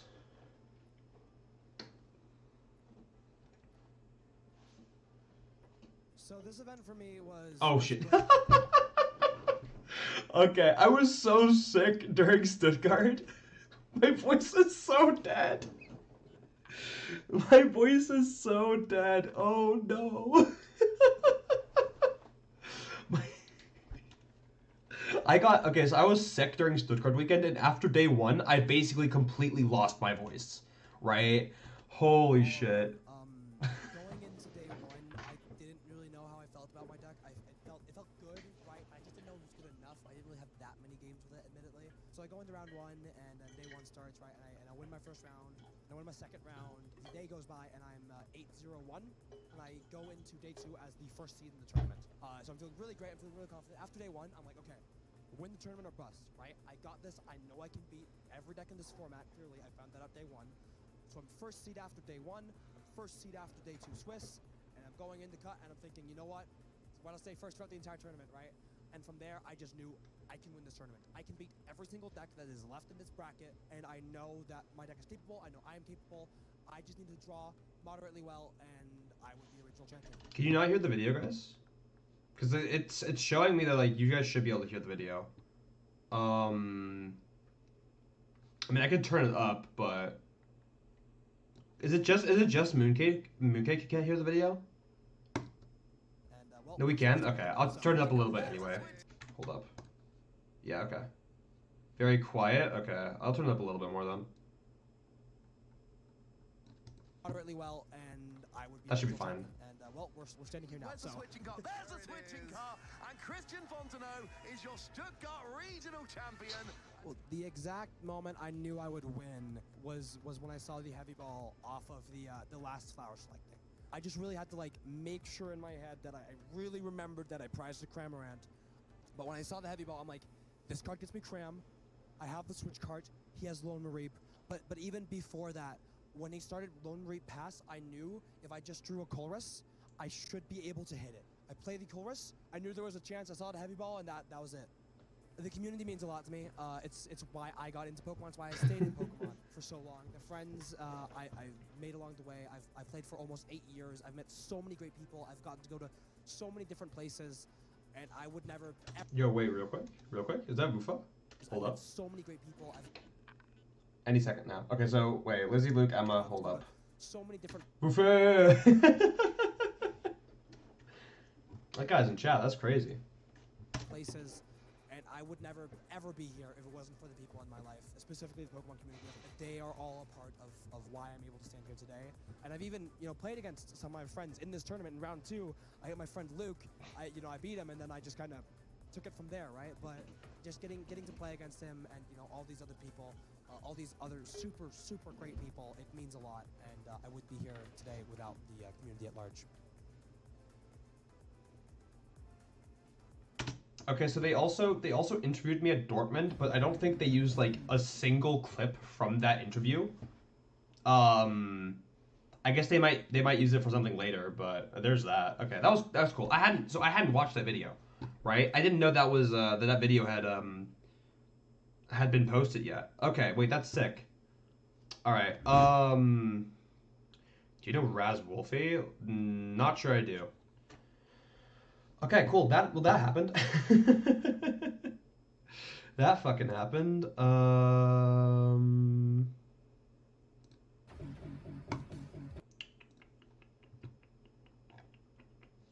Okay. Let me do. Let's jump into round number. What is it? Round 5 now? I think we're at round 5. That is quality. We'll leave that there. All right. Who are you? What do you mean, who am I? Or unless you're talking to someone in chat. Oh, is this Azul's? It's probably Azul's, right? Yeah. Azul's dope. I like Azul. Although we're not watching Azul's right now, though. We're not watching the Azul hype video. Note later. All right, let's see here. Round number 5. We've got Scott Burgess, the one who played Raz. Oh, Uffe Axelsen. Bro, Uffe is like that guy. Uffe is like that fucking guy, dude. Azul kind of had like low-key top 16. Did he not get top? Like, I don't remember how Azul plays. I just know like he was at top tables for a while.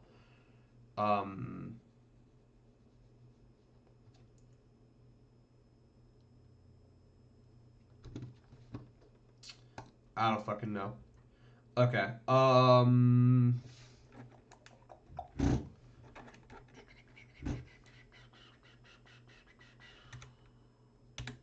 do not know who Raz is, nor do I actually care. All right. So we've got Scott on the left here playing Iron Hands, and we've got Fabien Piol playing Gardevoir. Okay. Surely this matchup is just terrible for Gardy, right? Like, surely this matchup is just really, really bad for Gardevoir. I'm fairly certain the only reason we're streaming this is because it's Gardevoir and everyone was talking about how dead Gardevoir is.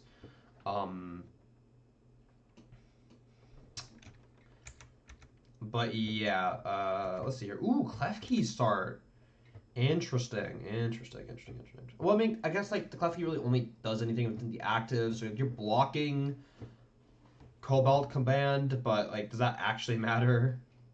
Probably not. So yeah, no, the Klefki doesn't do anything here. And like, unless Scott like, I don't know, wants the Mew, I guess you're blocking the Mew. Is Klefki super annoying for hands? I mean, I guess it's just for the Mew, right? Oh, you can't. Oh, wait, that's not a bad shout. Wait, you can't KO with Miraidon. The hell was Tord? This is definitely not Tord. There is no Tord here. Alright, let's see here. Fabian's gonna prize check. We already know what Fabian's prize is, so I'm not gonna bother with that. Gonna be a Nest Ball for a Ralts and a Arven for, I believe, Earthen Vessel and TMD, Evo, not Devo, Evo.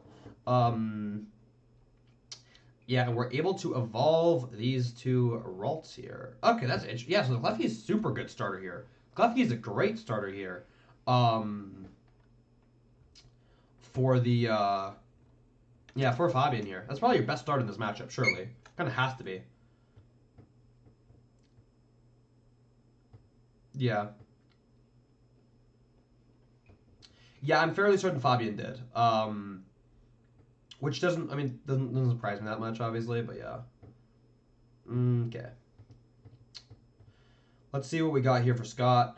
So we can't Miraidon here. Well, we can, but we can Miraidon here, but Miraidon here doesn't feel great. There's the generator. And that is one fat whiff for Scott. I mean, if Fabian takes the first 2-prize knockout, Fabian should just win, right? Like, surely we would just win as Fabian. If we, Ooh, wow, we have nothing for Scott here. Wait, what's in the hand? I didn't catch Scott's hand. Still can't see it, but it doesn't look like it's doing much of anything. And yeah, I mean, now Fabian's able to run away with this. Okay, we're going to attack with the Gardevoir.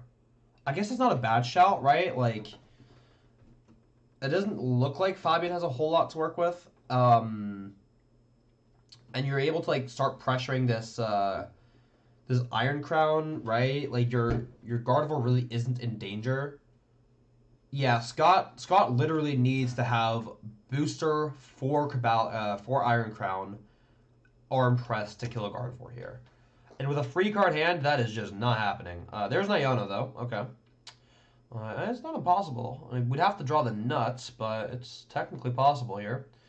Energy to the Iron Hands. And retreating and passing. Okay, yeah, so this is terrible for Scott.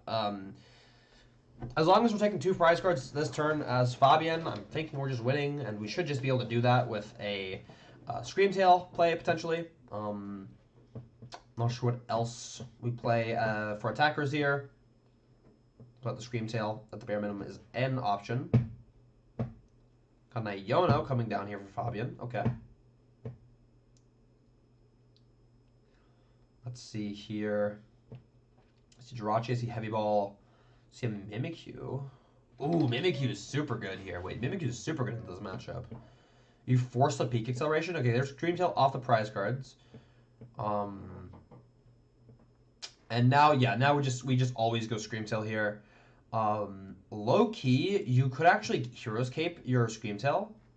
Because you only attach 2, and then you get plus 100. Nah, it's probably not worth it. Actually, it's probably not worth it. It's still worth like keeping in mind. Oh, actually, let me put the music back on. I kind of like the when there's music, even though I don't normally. Let's just do that. That should be fine. Okay, yeah. Anyway, yeah, Fabian's up 2 prize cards, so I feel like Fabian just wins this game, right? This is a matchup that I'm assuming is just very, very heavily 2-2-2. Although I'm assuming Scott is favored. Like, I'm assuming this is a Iron Hand's favorite matchup, right? But we'll see.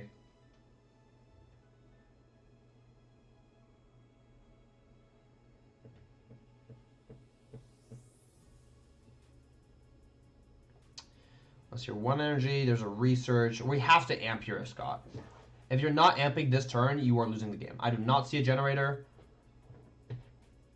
I know this game has been fast, but, oh, no, there is a generator. Okay, there is a generator. Oh, there's one. There's one. Do we have a Ton, though? You could obviously hope that Fabian just whiffs, I don't know, Drift Bloom, I guess, but it's not exactly likely. We have a Prime Catcher? Prime Catcher Curlia. Yeah, I don't hate this. I don't hate this at all.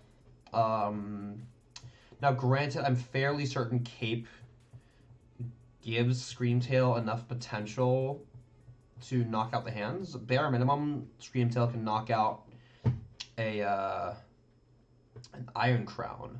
There's going to be an Arvin, though. Going to be Rod and Team Evo. Okay. I guess that's just discard fodder because we already have the Hero Skip in hand.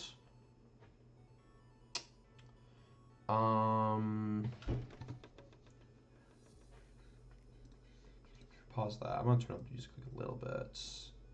All right, there we go. Anyway, yeah, it's just thinning at this point, right? Probably a Ralts, yeah. Let's see here. Pretty sure if Bravery Charm is enough. It should be enough. Bravery Charm should be enough. I'm not sure we have it in hand. Retreat. There's the Scream Tail.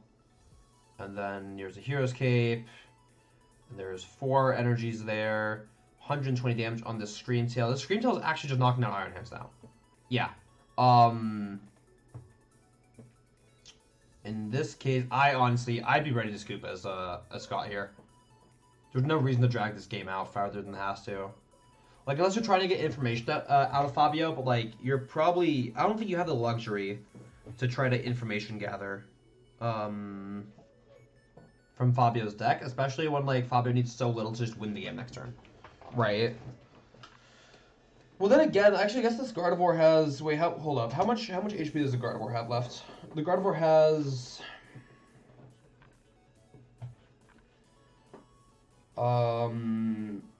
No, you can't amp. The Gardevoir literally has 10 more damage than you can amp. If you amp for 220, the Gardevoir would have, what's it called? Would have, 10 HP left. So you can't go peak acceleration kill into, amp for game. So Fabian can just, like, go 2 prize knockouts, but...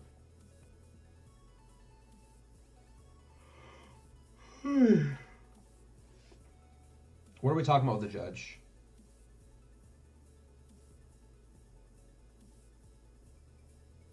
Are we asking about time, maybe? Alright, looks like there's a judge ruling on something.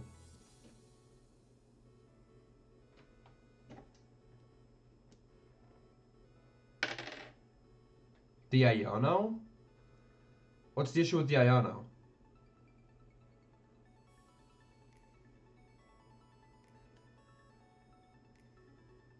What happened with the Iono? He drew 3?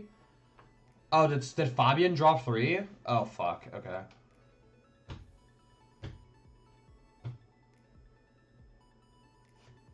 Let's get past this. Was there issued a DPL? I mean, okay, let's say Fabian did draw 3. No, fuck, no. I was about to say, like, that'd be the top deck and it wouldn't matter. The issue is, though, that now Fabian has knowledge of his top deck before he has to promote a Pokemon, which is actually just not information you're supposed to have. That would be ruled a DPL. It could be, I think it could be de-escalated if you just judge shuffle and give him a new top deck. But that kind of fucks with the Ionos, then you have to make sure, like, how many cards are at the bottom. And it's, like, separate those. It's weird. It's pretty weird. I don't think there was a DPL issued. And frankly, there's no... Well, Scream Tail is an option, I guess. Scream Tail Bravery Charm is an option. I believe Scream Tail Bravery Charm does kill.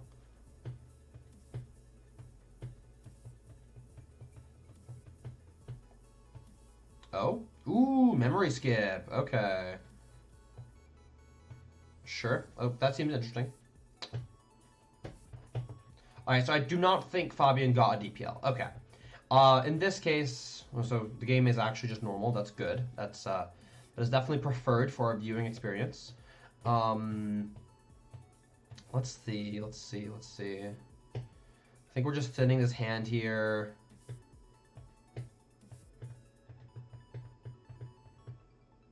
Or what are we discussing? There's nothing to discuss here, guys. Come on. Yeah. Hands bench, attach, Mew, draw 2. What are we digging for? What are we trying to hit here? I guess, like, a way to retreat the Miraidon? I don't think we're playing Switch here as Scott, and if we're not playing any ways to switch as Scott, then... Yeah, you have to attack with the Miraidon here. The hands here. And if you have to attack with the hands... then Fabian has a pretty easy Drift Bloom response. There's 2 energies. Maybe one there, one there. Not that it really matters at this point. We can amp. Yeah, we amp the Ralts here, but I'm assuming Fabian just always kind of has the game here. There's the Poffin. There's the Drifloom. There's the Bravery Charm. Retreats. Many damage. And I believe that's just a bonk for knockout. Yeah, okay, cool. Seems legit. Okay, yeah, so I guess this matchup like is kind of interesting, but I'm still thinking Scott should be favored here. Ooh, double Curlia and Screamtail prize for Fabian. That's a bit rough. Prime Catcher prize for Scott could be relevant, but I'm definitely more concerned about Fabian. It's going to be a Fluttermane start this time for Fabian. Definitely not as good as the Klefki start for sure. Let's see what we've got for Scott. Going to be a pass over. And looks like quite a large hand. What's up with a couple mulligans for Scott? Let's see what we got here. Fabian's got prize check. Yeah, we can skip through that. We, of course, already know what's prized.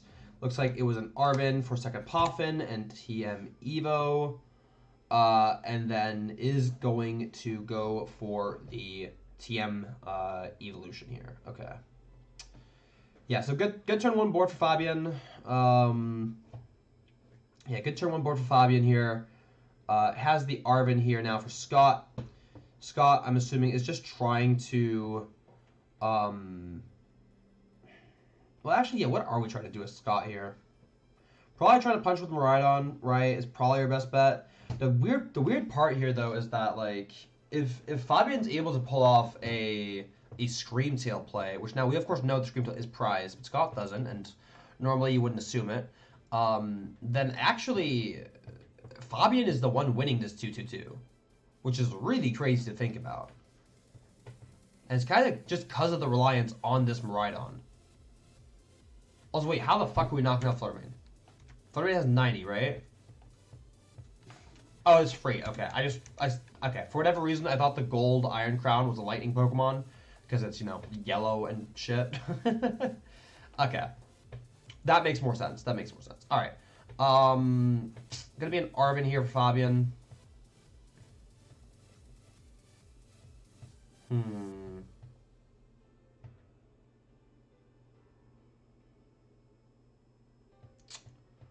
Be Earthen Vessel and Bravery Charm.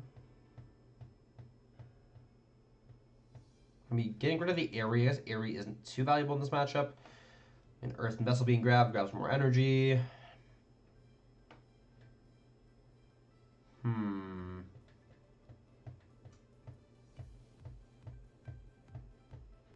Okay, even more energy hit the discard pile. There is the Gardevoir EX as well. I wonder, how many candy do we think Gardevoir plays right now? Probably like one, right? Maybe one? Or even like, do we even play any candy? I don't hate the idea of playing one candy, sorry. Counter catcher, oh yeah, oh we're gaming. Yep, and there's the, yeah, okay, never mind, this game's fucking over. 1-0, okay, that checks out. Yeah. Okay, yeah, no, Fabian just bonked the shit out of that Iron Hands with his balloon. Like, then again, actually, this is like maybe fine for Scott. This is maybe fine for Scott, because if Scott goes Peak Acceleration and kill Drifloom, and Fabian doesn't have Gust and or Screamtail again, then Fabian has to go Knockout Active, and if Fabian goes Knockout Active, then Scott has taken 2 prize cards. Fabian goes to 3, Scott goes to 4, Scott can go Amp into Amp for game. So... Oh, we are going for the Prime Catcher instead. I guess I guess it's fine. I'd kind of like to hold the Prime Catcher, low-key. I think I'd like to hold the Prime Catcher. Because we're probably having to like get around a Gardevoir EX, right? Like, think about it this way. If Fabian does not have Gust, right? If Fabian does not have Gust, Fabian's best attacker this turn is the Gardevoir EX, right? And if you're trying to win the 2-2-2 as Scott, you need to be able to get around the Gardevoir EX, hence why I think we should have kept the Prime Catcher. And there is actually a couple of very likely ways that we do get punished for this this Prime Catcher play as Scott. So I actually really disagree with that. Yeah, gonna be 2 Kirlias now for Fabian. So immediately, like, we're not getting any extra value from killing the Kirlia. Of course, you are getting like 1 Kirlia piece off the board, but like it's not like Fabian's attacking with them anymore, right? So they're not, you know, as valuable to target. But it's going to be a Hero's Cape and a Nest Ball grabbed off the Arven. Nest Ball for the Greninja.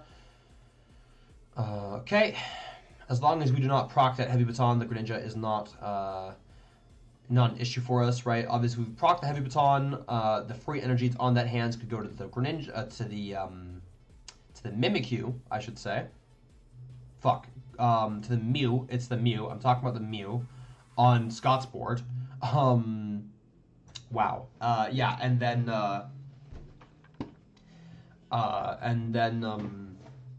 Scott can kill 2 Kirlia, right? Okay, wow, I got completely lost in the sauce there for a second. But yeah, no.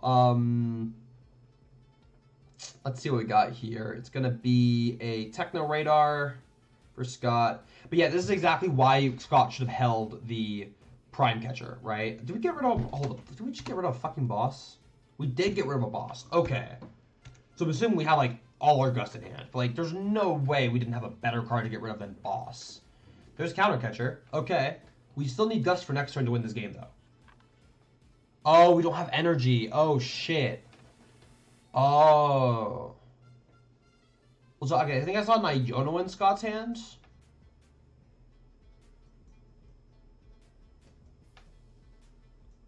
I think I saw Nyono in Scott's hands. There's Nyono and there's a Research. Okay. But, like, okay, we have to be playing double Counter Catcher now to win this game of Scott. Or hit the boss next turn. Like, we don't have a lot of ways to do that. Techno Radar against Techno Radar. Or if we play Bundle. Actually, Bundle's not a bad shout. I think Bundle's probably our line here. Yeah, I think Bundle is the line for Scott.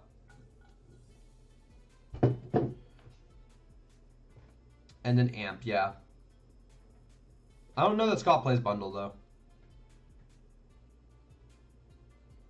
Let's see here. I think it's just so much Gust we've lost in this game as Scott to, like, actually make full use of the 2-2-2 game plan that we're going for here. Like, it's way too likely that we whiff. Oh, that's true. We push his Mimi. Yeah, that's fair. That's fair. Yeah, so I guess Bundle doesn't do anything.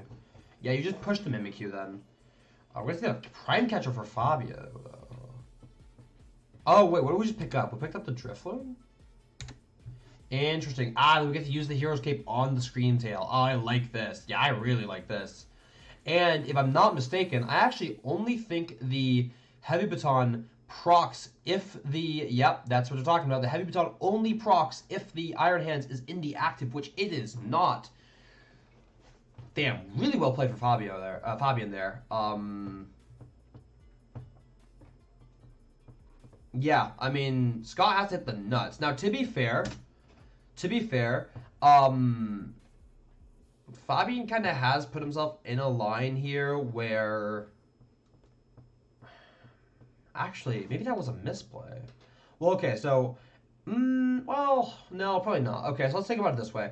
Fabian has 2 choices this turn, right? Fabian has 2 choices. You either go Counter Catcher Mew, kill it with Gardevoir EX. This results in the win condition for Scott being Gust. Or you, well, actually, no, you probably just knock out active. You knock out active, you go to 2. Yeah, okay, so you go either knock out active with Gardevoir EX, you go to 2 prize cards, and you win on boss or Counter Catcher or whatever next turn, or Scream Tail, right? Or you go for the Scream Tail play, and Scott's win condition becomes power up a new Iron Hands. Now, despite the amount of Gust that Scott is already down, I think it is less likely for Scott to be able to power up a new Iron Hands than for Scott to just Gust for game, right? Because you're expecting Scott to be playing a lot of Gust. So I think Fabian, why did I start calling Fabio all of a sudden? I think Fabian made the correct play. However, it's worth acknowledging that these are the 2 lines Fabian has to choose from here. I definitely think we chose the right one. Alright, so let's see what we got here. 2 cards. For Scott, off of this Iono as a heavy ball, probably just a thin for the Mew, I'd assume.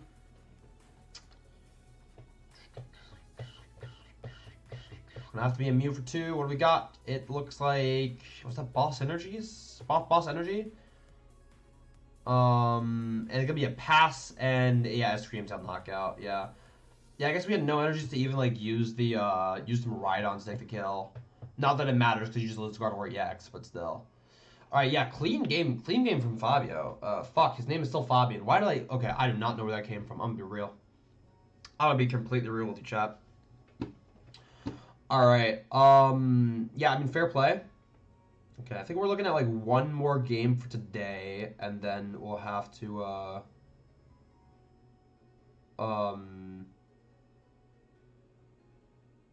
yeah, one more game for today into, I don't know, I guess we'll stream tomorrow then, right? Because like when I made the stream schedule, I kind of just assumed that I could cover all of the stream games in a total of 8 hours. But it's becoming abundantly clear to me now that I can't do that. And I do want to finish all the VOD review for EUIC before Orlando, because then we can just dump into a Orlando VOD review, right? This match is good. This is really good. Hold on, how long does this game go? All right, looks like it's 2-0. Okay, cool. Then, yeah, that's fine. Because we have like about half an hour left of the stream. I'm kind of not trying to go overtime today, mainly because I have to go to the bathroom and I'm hungry. But yeah, Zil playing Tina is groundbreaking. Kind of is. I think Tina's super good right now, by the way. Like, in case anyone was curious, I think Tina is super good right now. Yeah. I think, by far, skill issue, you are a streamer. Wow, that's crazy. That's wild. Anyway, you stay streaming. Hey, listen, I haven't talked about this that much, but like the main reason I'm streaming is literally just so I have something to do during the day while I'm like playing full-time Pokemon, right? Because when you play full-time Pokemon, it's a lot of, oh, the only thing I have to do today is test, right? But like if I don't have like a schedule, like something that forces me to wake up in the morning, I get jack shit done, right? Like consistently. So the main reason I'm streaming is really just like so I have like a schedule that I'm forced into following so that I don't like completely fuck up my life. But I have actually been finding streaming to be really, really fun. I've gotten a lot of enjoyment from streaming. But yeah. Shit's fun. Anyway, that means a lot to us. I'm sure it does, Lostina. I'm sure it does. You guys are great. This is probably like the least intelligent Switch chat on the platform, and frankly, I'm honored to be a part of that. All right, let's. You just want to play Fortnite? Nah, bro. I'd rather play Overwatch.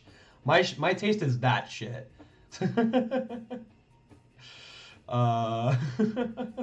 You've seen worse? Okay, that's fair.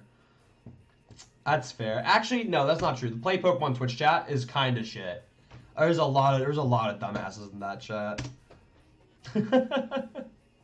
All right, let's jump into this game between William and Azul. Quick thing to note though about the price. Yeah, exactly.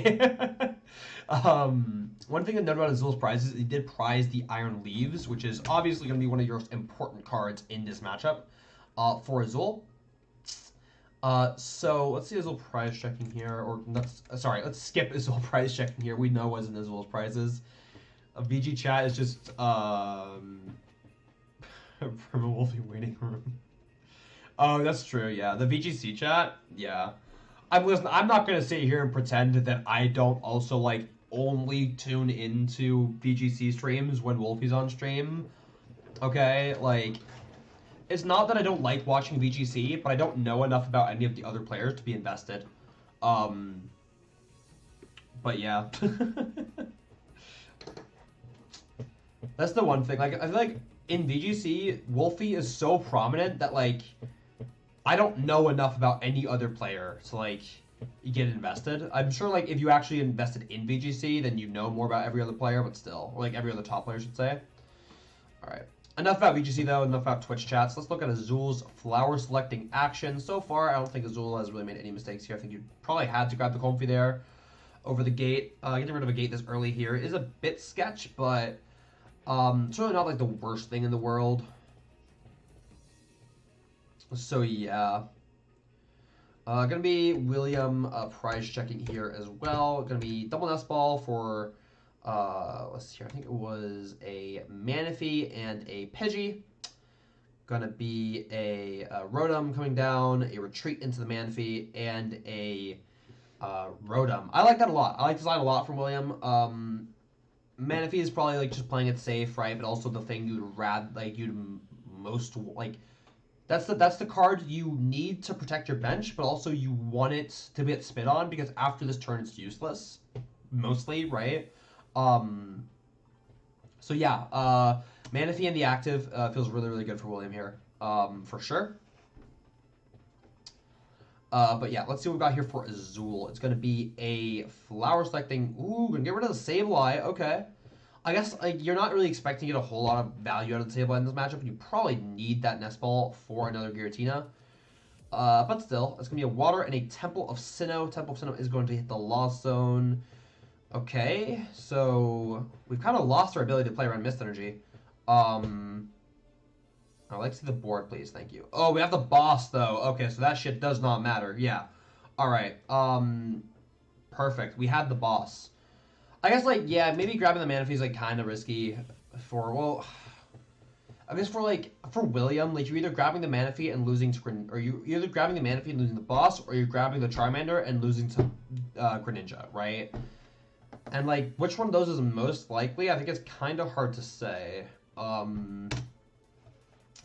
Either way, though, it's a really bad spot for William, and at this point in the game, I think I honestly would not mind seeing a scoop in like a couple of turns. Right? You also lose the Prime. This is true. You also lose the Prime. Actually, that's a really good shout. You lose the Prime Catcher now, which means Azul can still Colress and hit it. So yeah, I actually think I would have rather seen double Charmander because I think double Charmander is harder for Azul to deal with. Now, granted, it does mean Azul would be taking 2 prize cards, and Azul is only taking 1 prize card off of the Charmander. You do actually still have ways to get back into the game as William. Yeah, I think losing the Ninja is better, but William still has a way to win this game if he loses his only Charmander, right? Is the thing. William still has a way to win this game. I just don't, like, especially like in a slow matchup, like low key, I'd feel better just scooping here as William. I'm not gonna lie. Like, you know, like, yeah, we haven't even spent 10 minutes, but like these games could go long. And if you want to play a long game 2 and a long game 3, like, yeah, you bleed 2 prizes regardless. That's true. Well, no, if you lose to Amanda, you bleed 3. Because you lose 2, and then you need a turn to reestablish, and then you get spit on again, right? So you lose 3 in that case. So it's still a big difference. But then again, if you lose 3 and your board is then from there all 2 prizers, then it doesn't actually matter. Interesting. Either way, yeah, I think playing around the Cram spit was better for William than playing around the Greninja, but oh well, what can you do? Too late for that now. Azul is gonna probably just try to push this lead here. Maybe the gates here to the Tina. I mean, realistically speaking, we're probably just looking at like a Cram. If we can spit on the Pidgey, we definitely spit on the Pidgey. Doesn't look like that's an option, so this is just gonna be the Manaphy. I guess that's fine. I don't hate that.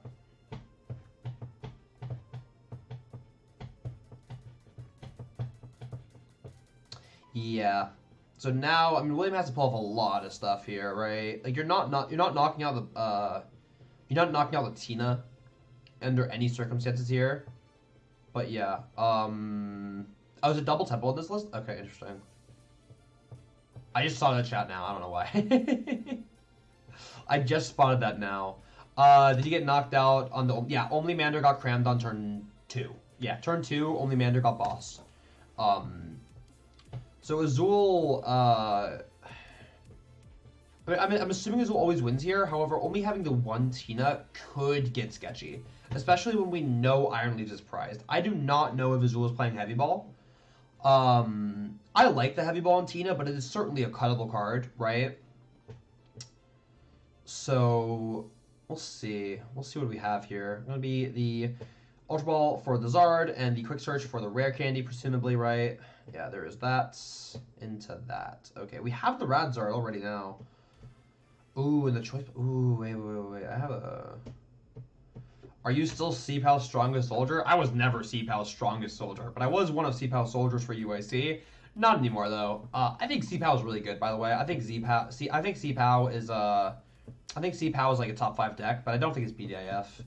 And I think you take like it's a little too many scuffed matchups here and there. Although Chien-Pao is pretty good into Zard and very good into Tina, so actually then again, like you're good into Tina, assuming they don't play Banette. If they Banette you, you just kind of get shit on. So yeah, maybe Chien-Pao isn't like the play anymore. I don't know. I haven't really given it much thought. I've been trying to think less and less about Pokemon because I'm trying to force myself into taking a break. But you know, it's kind of hard to not think about Pokemon when it's kind of my whole life.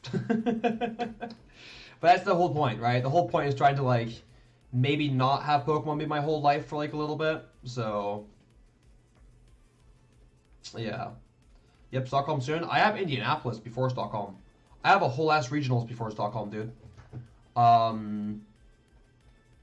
The week before Stockholm, to be exact. Yeah, I've booked everything, because I'm flying. Well, yeah, I'm flying to Chicago to go to Indianapolis regionals and visit family. Because so Indianapolis is 3 hours away from where my grandparents live, right? So I'm flying to Chicago. I'm spending time with my grandparents. Then I'm going to Indianapolis regionals. Then I'm going back to my grandparents' place, spend a bit more time with them.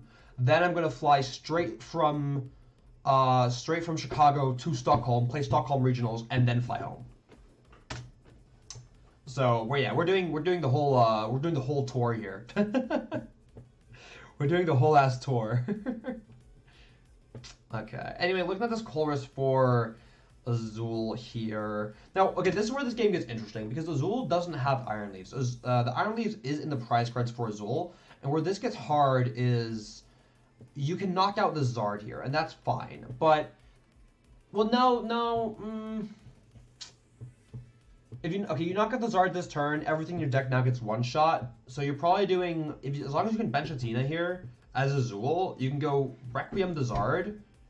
And then we can either go a Boss Pidgey or Boss Rotom for game as Azul, right? I think that's the line here. Or we could do it in an opposite order, that doesn't matter. And then if you hit the leaves off the prizes, that's also an option. Although I'm assuming we're always going to see William attack with the Radzard next turn, right? Also, hi Cora.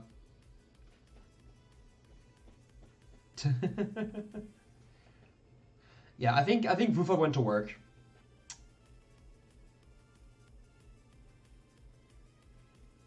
All right, gonna be a retreat here on the Comfy, it seems. Yeah, we are just gonna Requiem here. Okay, gonna play the Rod though. Yeah, I like that. You get the gate. You power up the second Tina here. Get ready. We only have one water left in deck as Azul though. Not terrible. Like you don't need more than that, but it is worth taking note of. We have water grass in hand as well. Okay. Yeah, this is fine. This is fine. Yeah. No work today? Oh, hit. Oh, sick. Okay, we take those.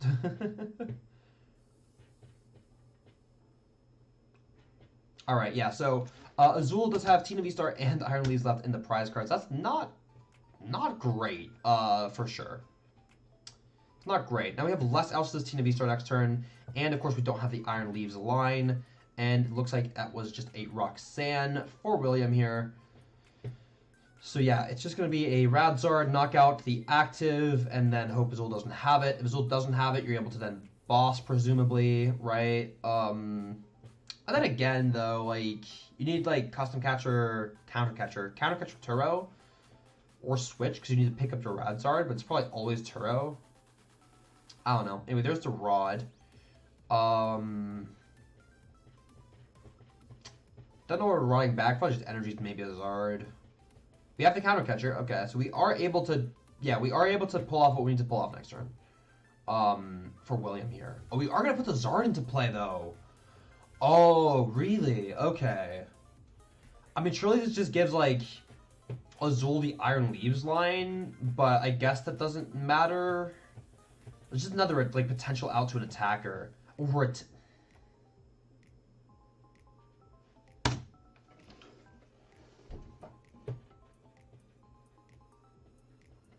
Leaves his prize, but William doesn't know that.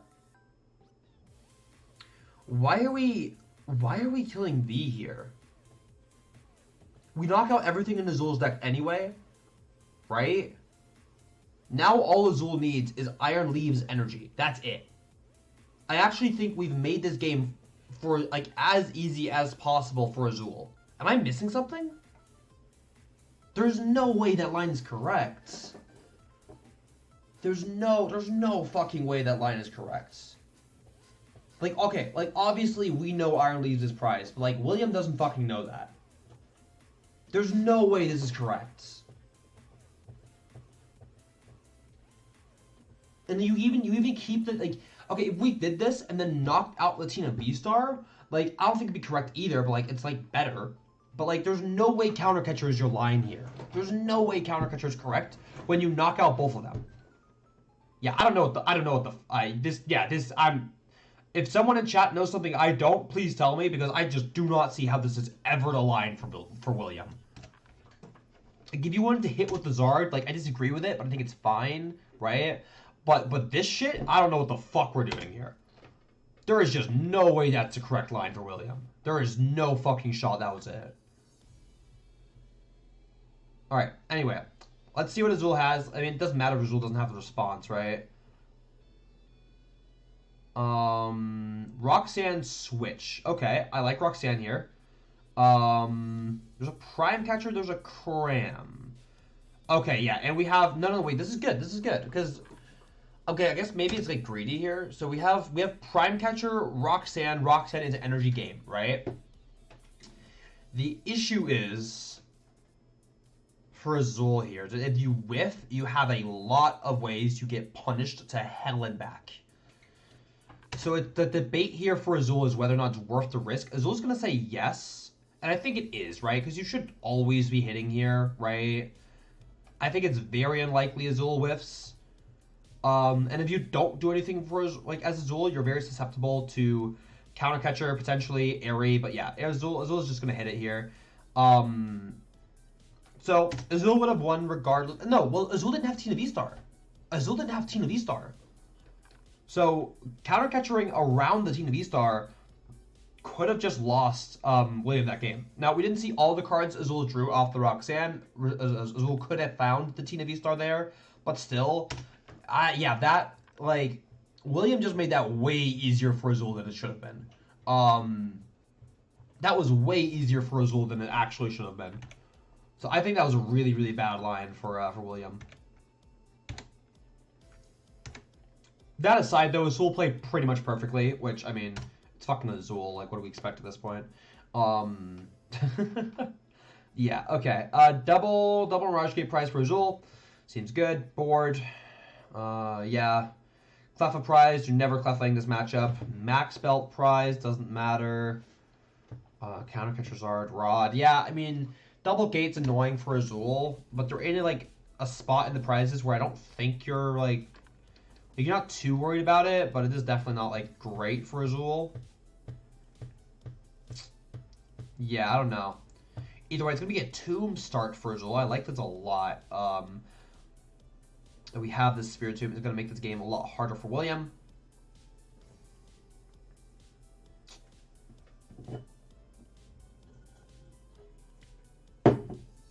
Yeah. So let's see here. We've got a Nest Ball and a bunch of prize checking that I'm going to skip over. Okay. Concealed cards into what? A Nest Ball for a Comfy. Switch into Comfy. Tina Iron Leaves. Oh, no. Oh, that's so rough. Oh, that's so rough for Azul. Oh, does William have nothing? William has nothing! Oh, no! Okay. Okay. Well, I guess never punished. I mean, not that like you did anything you should have gotten punished for, but still. Like, as Azul, right? He's just redebating this Colress, but no. Okay, switch card into Comfy. I don't know if getting rid of the Poffin there was correct as Azul. Like, depending on whether or not we have another out to... oh, it is, we don't need an out to... We just need it out to Greninja is what we need here. Not Greninja, what am I talking about? I'm talking about, Cramorant. There we go. But it's going to be a whiff here into an Abyss-Seeking. We got draw for turn here. Body Poffin. All right. William is officially playing Pokemon. That's crazy. Still, though, not exactly a whole lot to work with here for William. Not looking great.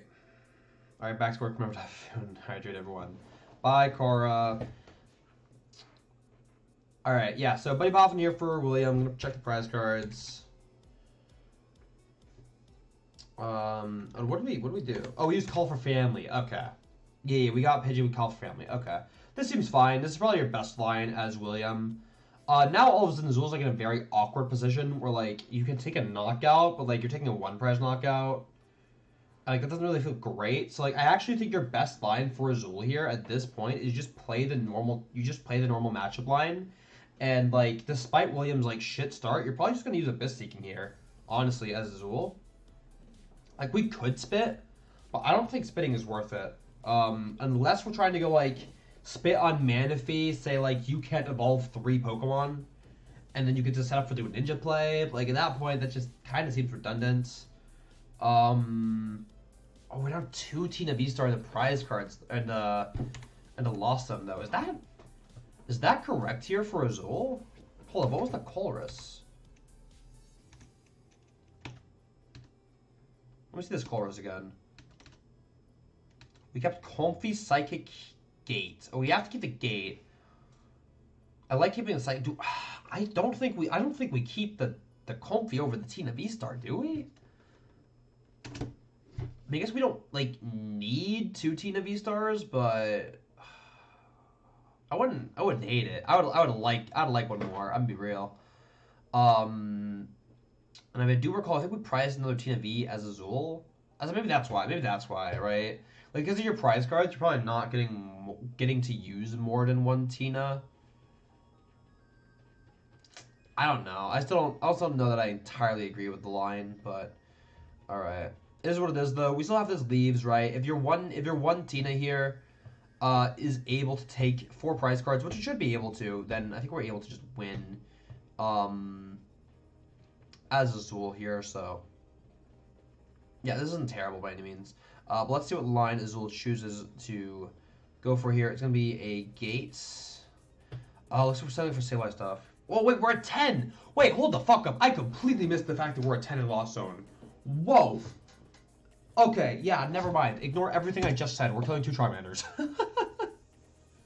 Ignore everything I just said. William is about to get so fucking punished for that heat tackle. Oh my god. Okay, I take it all back. Azul's the GOAT. Actually just incapable of misplaying. I completely missed the fact that we were hitting 10 this turn, I'm not gonna lie. Yeah, because... Okay, so the Charmander used Heat Tackle. The Charmander used Heat Tackle, which means the 60 HP Charmander now has 50 HP, and the second Charmander is 70 HP. But so normally, right? Normally you wouldn't be able to kill Sableye, kill 2, but now, because the Charmander used Heat Tackle, it's 120 HP between the 2 Charmanders, and you're able to just kill both of them with Lost Mine. That's wild. That's crazy. Damn. Yeah, Azul's just kind of that guy. I don't know what to say, man. Like, yeah, what the fuck do you do against this board as William? What do you do against this board? You lost both your Charmanders, and Azul already has a fully powered up Tina. What do you do? I mean, like, we can attack with Pidgey here, but also, like, the Manaphy got cross pitched up, and like you have prime catchered up, and you have no real way of accelerating energy. So if you want to attack with this Pidgey, you need to Turo your Manaphy. And even if you attack with the Pidgey, you're still getting like bonked by a Tina. And if you want to get more Charmanders, you're forced to get your Jirachi. So Iono is like kind of the only line left for William. And we might have whiffed all out to Charmander. No, there's a Nest Ball, But that's not enough. I see a Charmander. Oh, it's a Charmander and Nest Ball. I think. If there's Charmander and Nest Ball, then we could do stuff. But like, Azul's still taking 2 prize cards with Sableye. Unless we're going Benchmander, Nest Ball for Jirachi. Then Azul takes 1. But if Azul has Gust, I guess if Azul has Gust, you lose anyway. I think that's the idea here. We did just use Prime Catcher as Azul, right? So like you'd half the boss. Which to be fair, like Azul has like a million cards in hand, so it's always. Oh wait, do we have enough? Wait, what the fuck?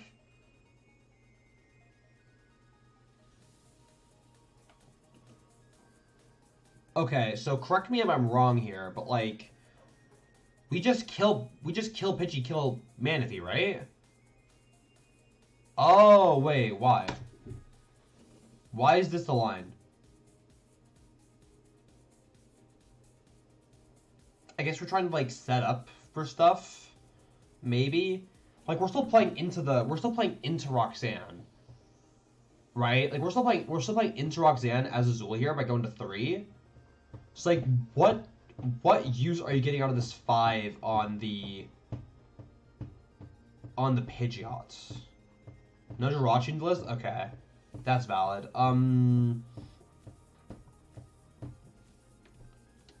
I guess like you're choosing not to kill the Manaphy to prevent William from killing the Sableye. Because if William wants to get this Manaphy out of the active, William still needs to Turo. And if you're using Turo, you're not using Roxanne or Iono. So like we choose to keep the Manaphy alive, but then why the specific damage? Why the specific damage here as Azul? I guess like 2 is good to have on the Manaphy because if William benches a 70 HP Charmander, you go 50-70.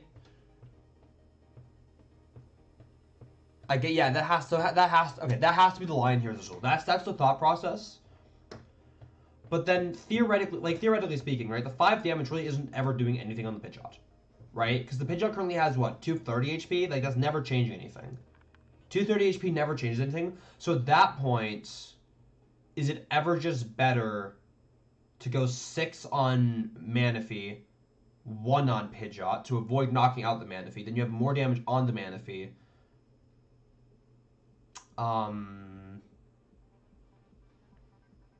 And then what?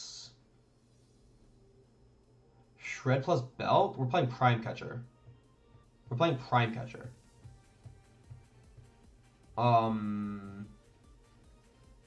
As Azul here, it's a Prime Catcher list.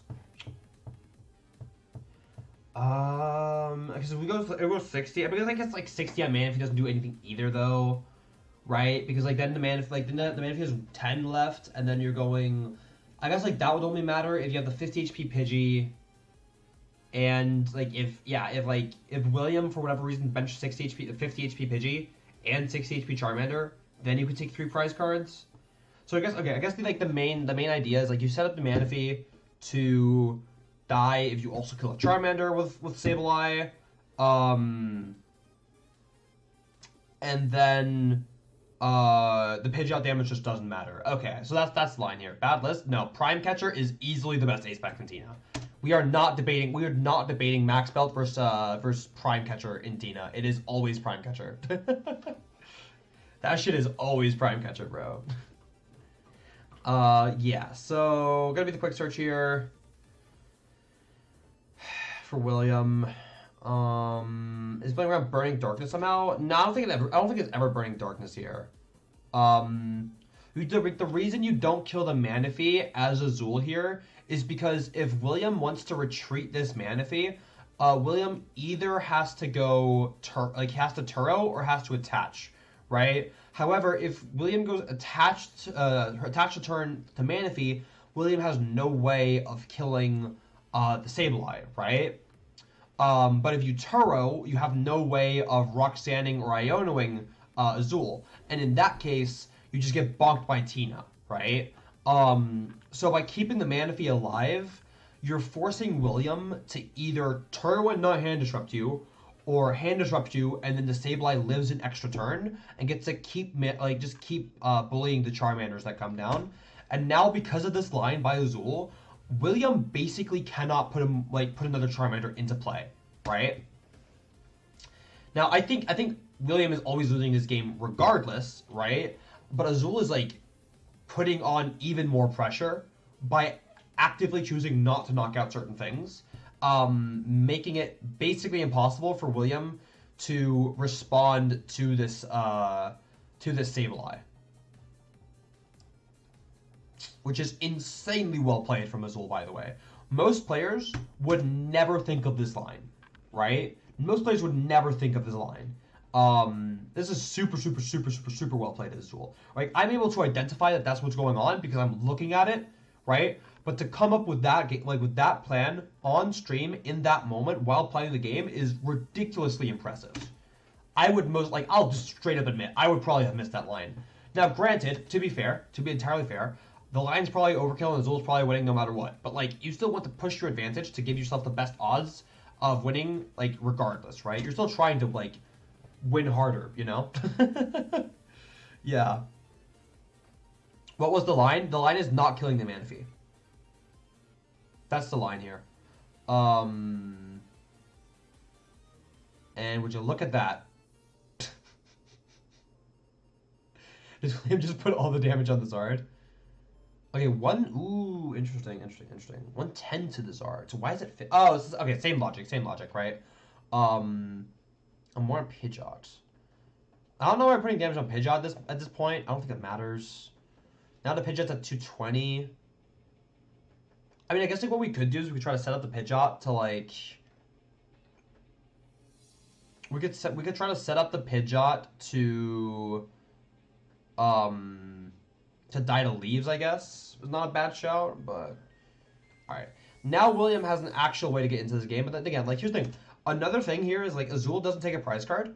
Now the Zard needs 2 energies to attack, right? Which means that again, if William wants to kill the Sableye, William has to go Turo attach. Still not Hand Disrupting, right? William cannot pick up this Manaphy and Hand Disrupt at the same time. Which means William cannot attack and Hand Disrupt at the same time. And if William cannot attack and Hand Disrupt at the same time, I don't think William can ever win this game.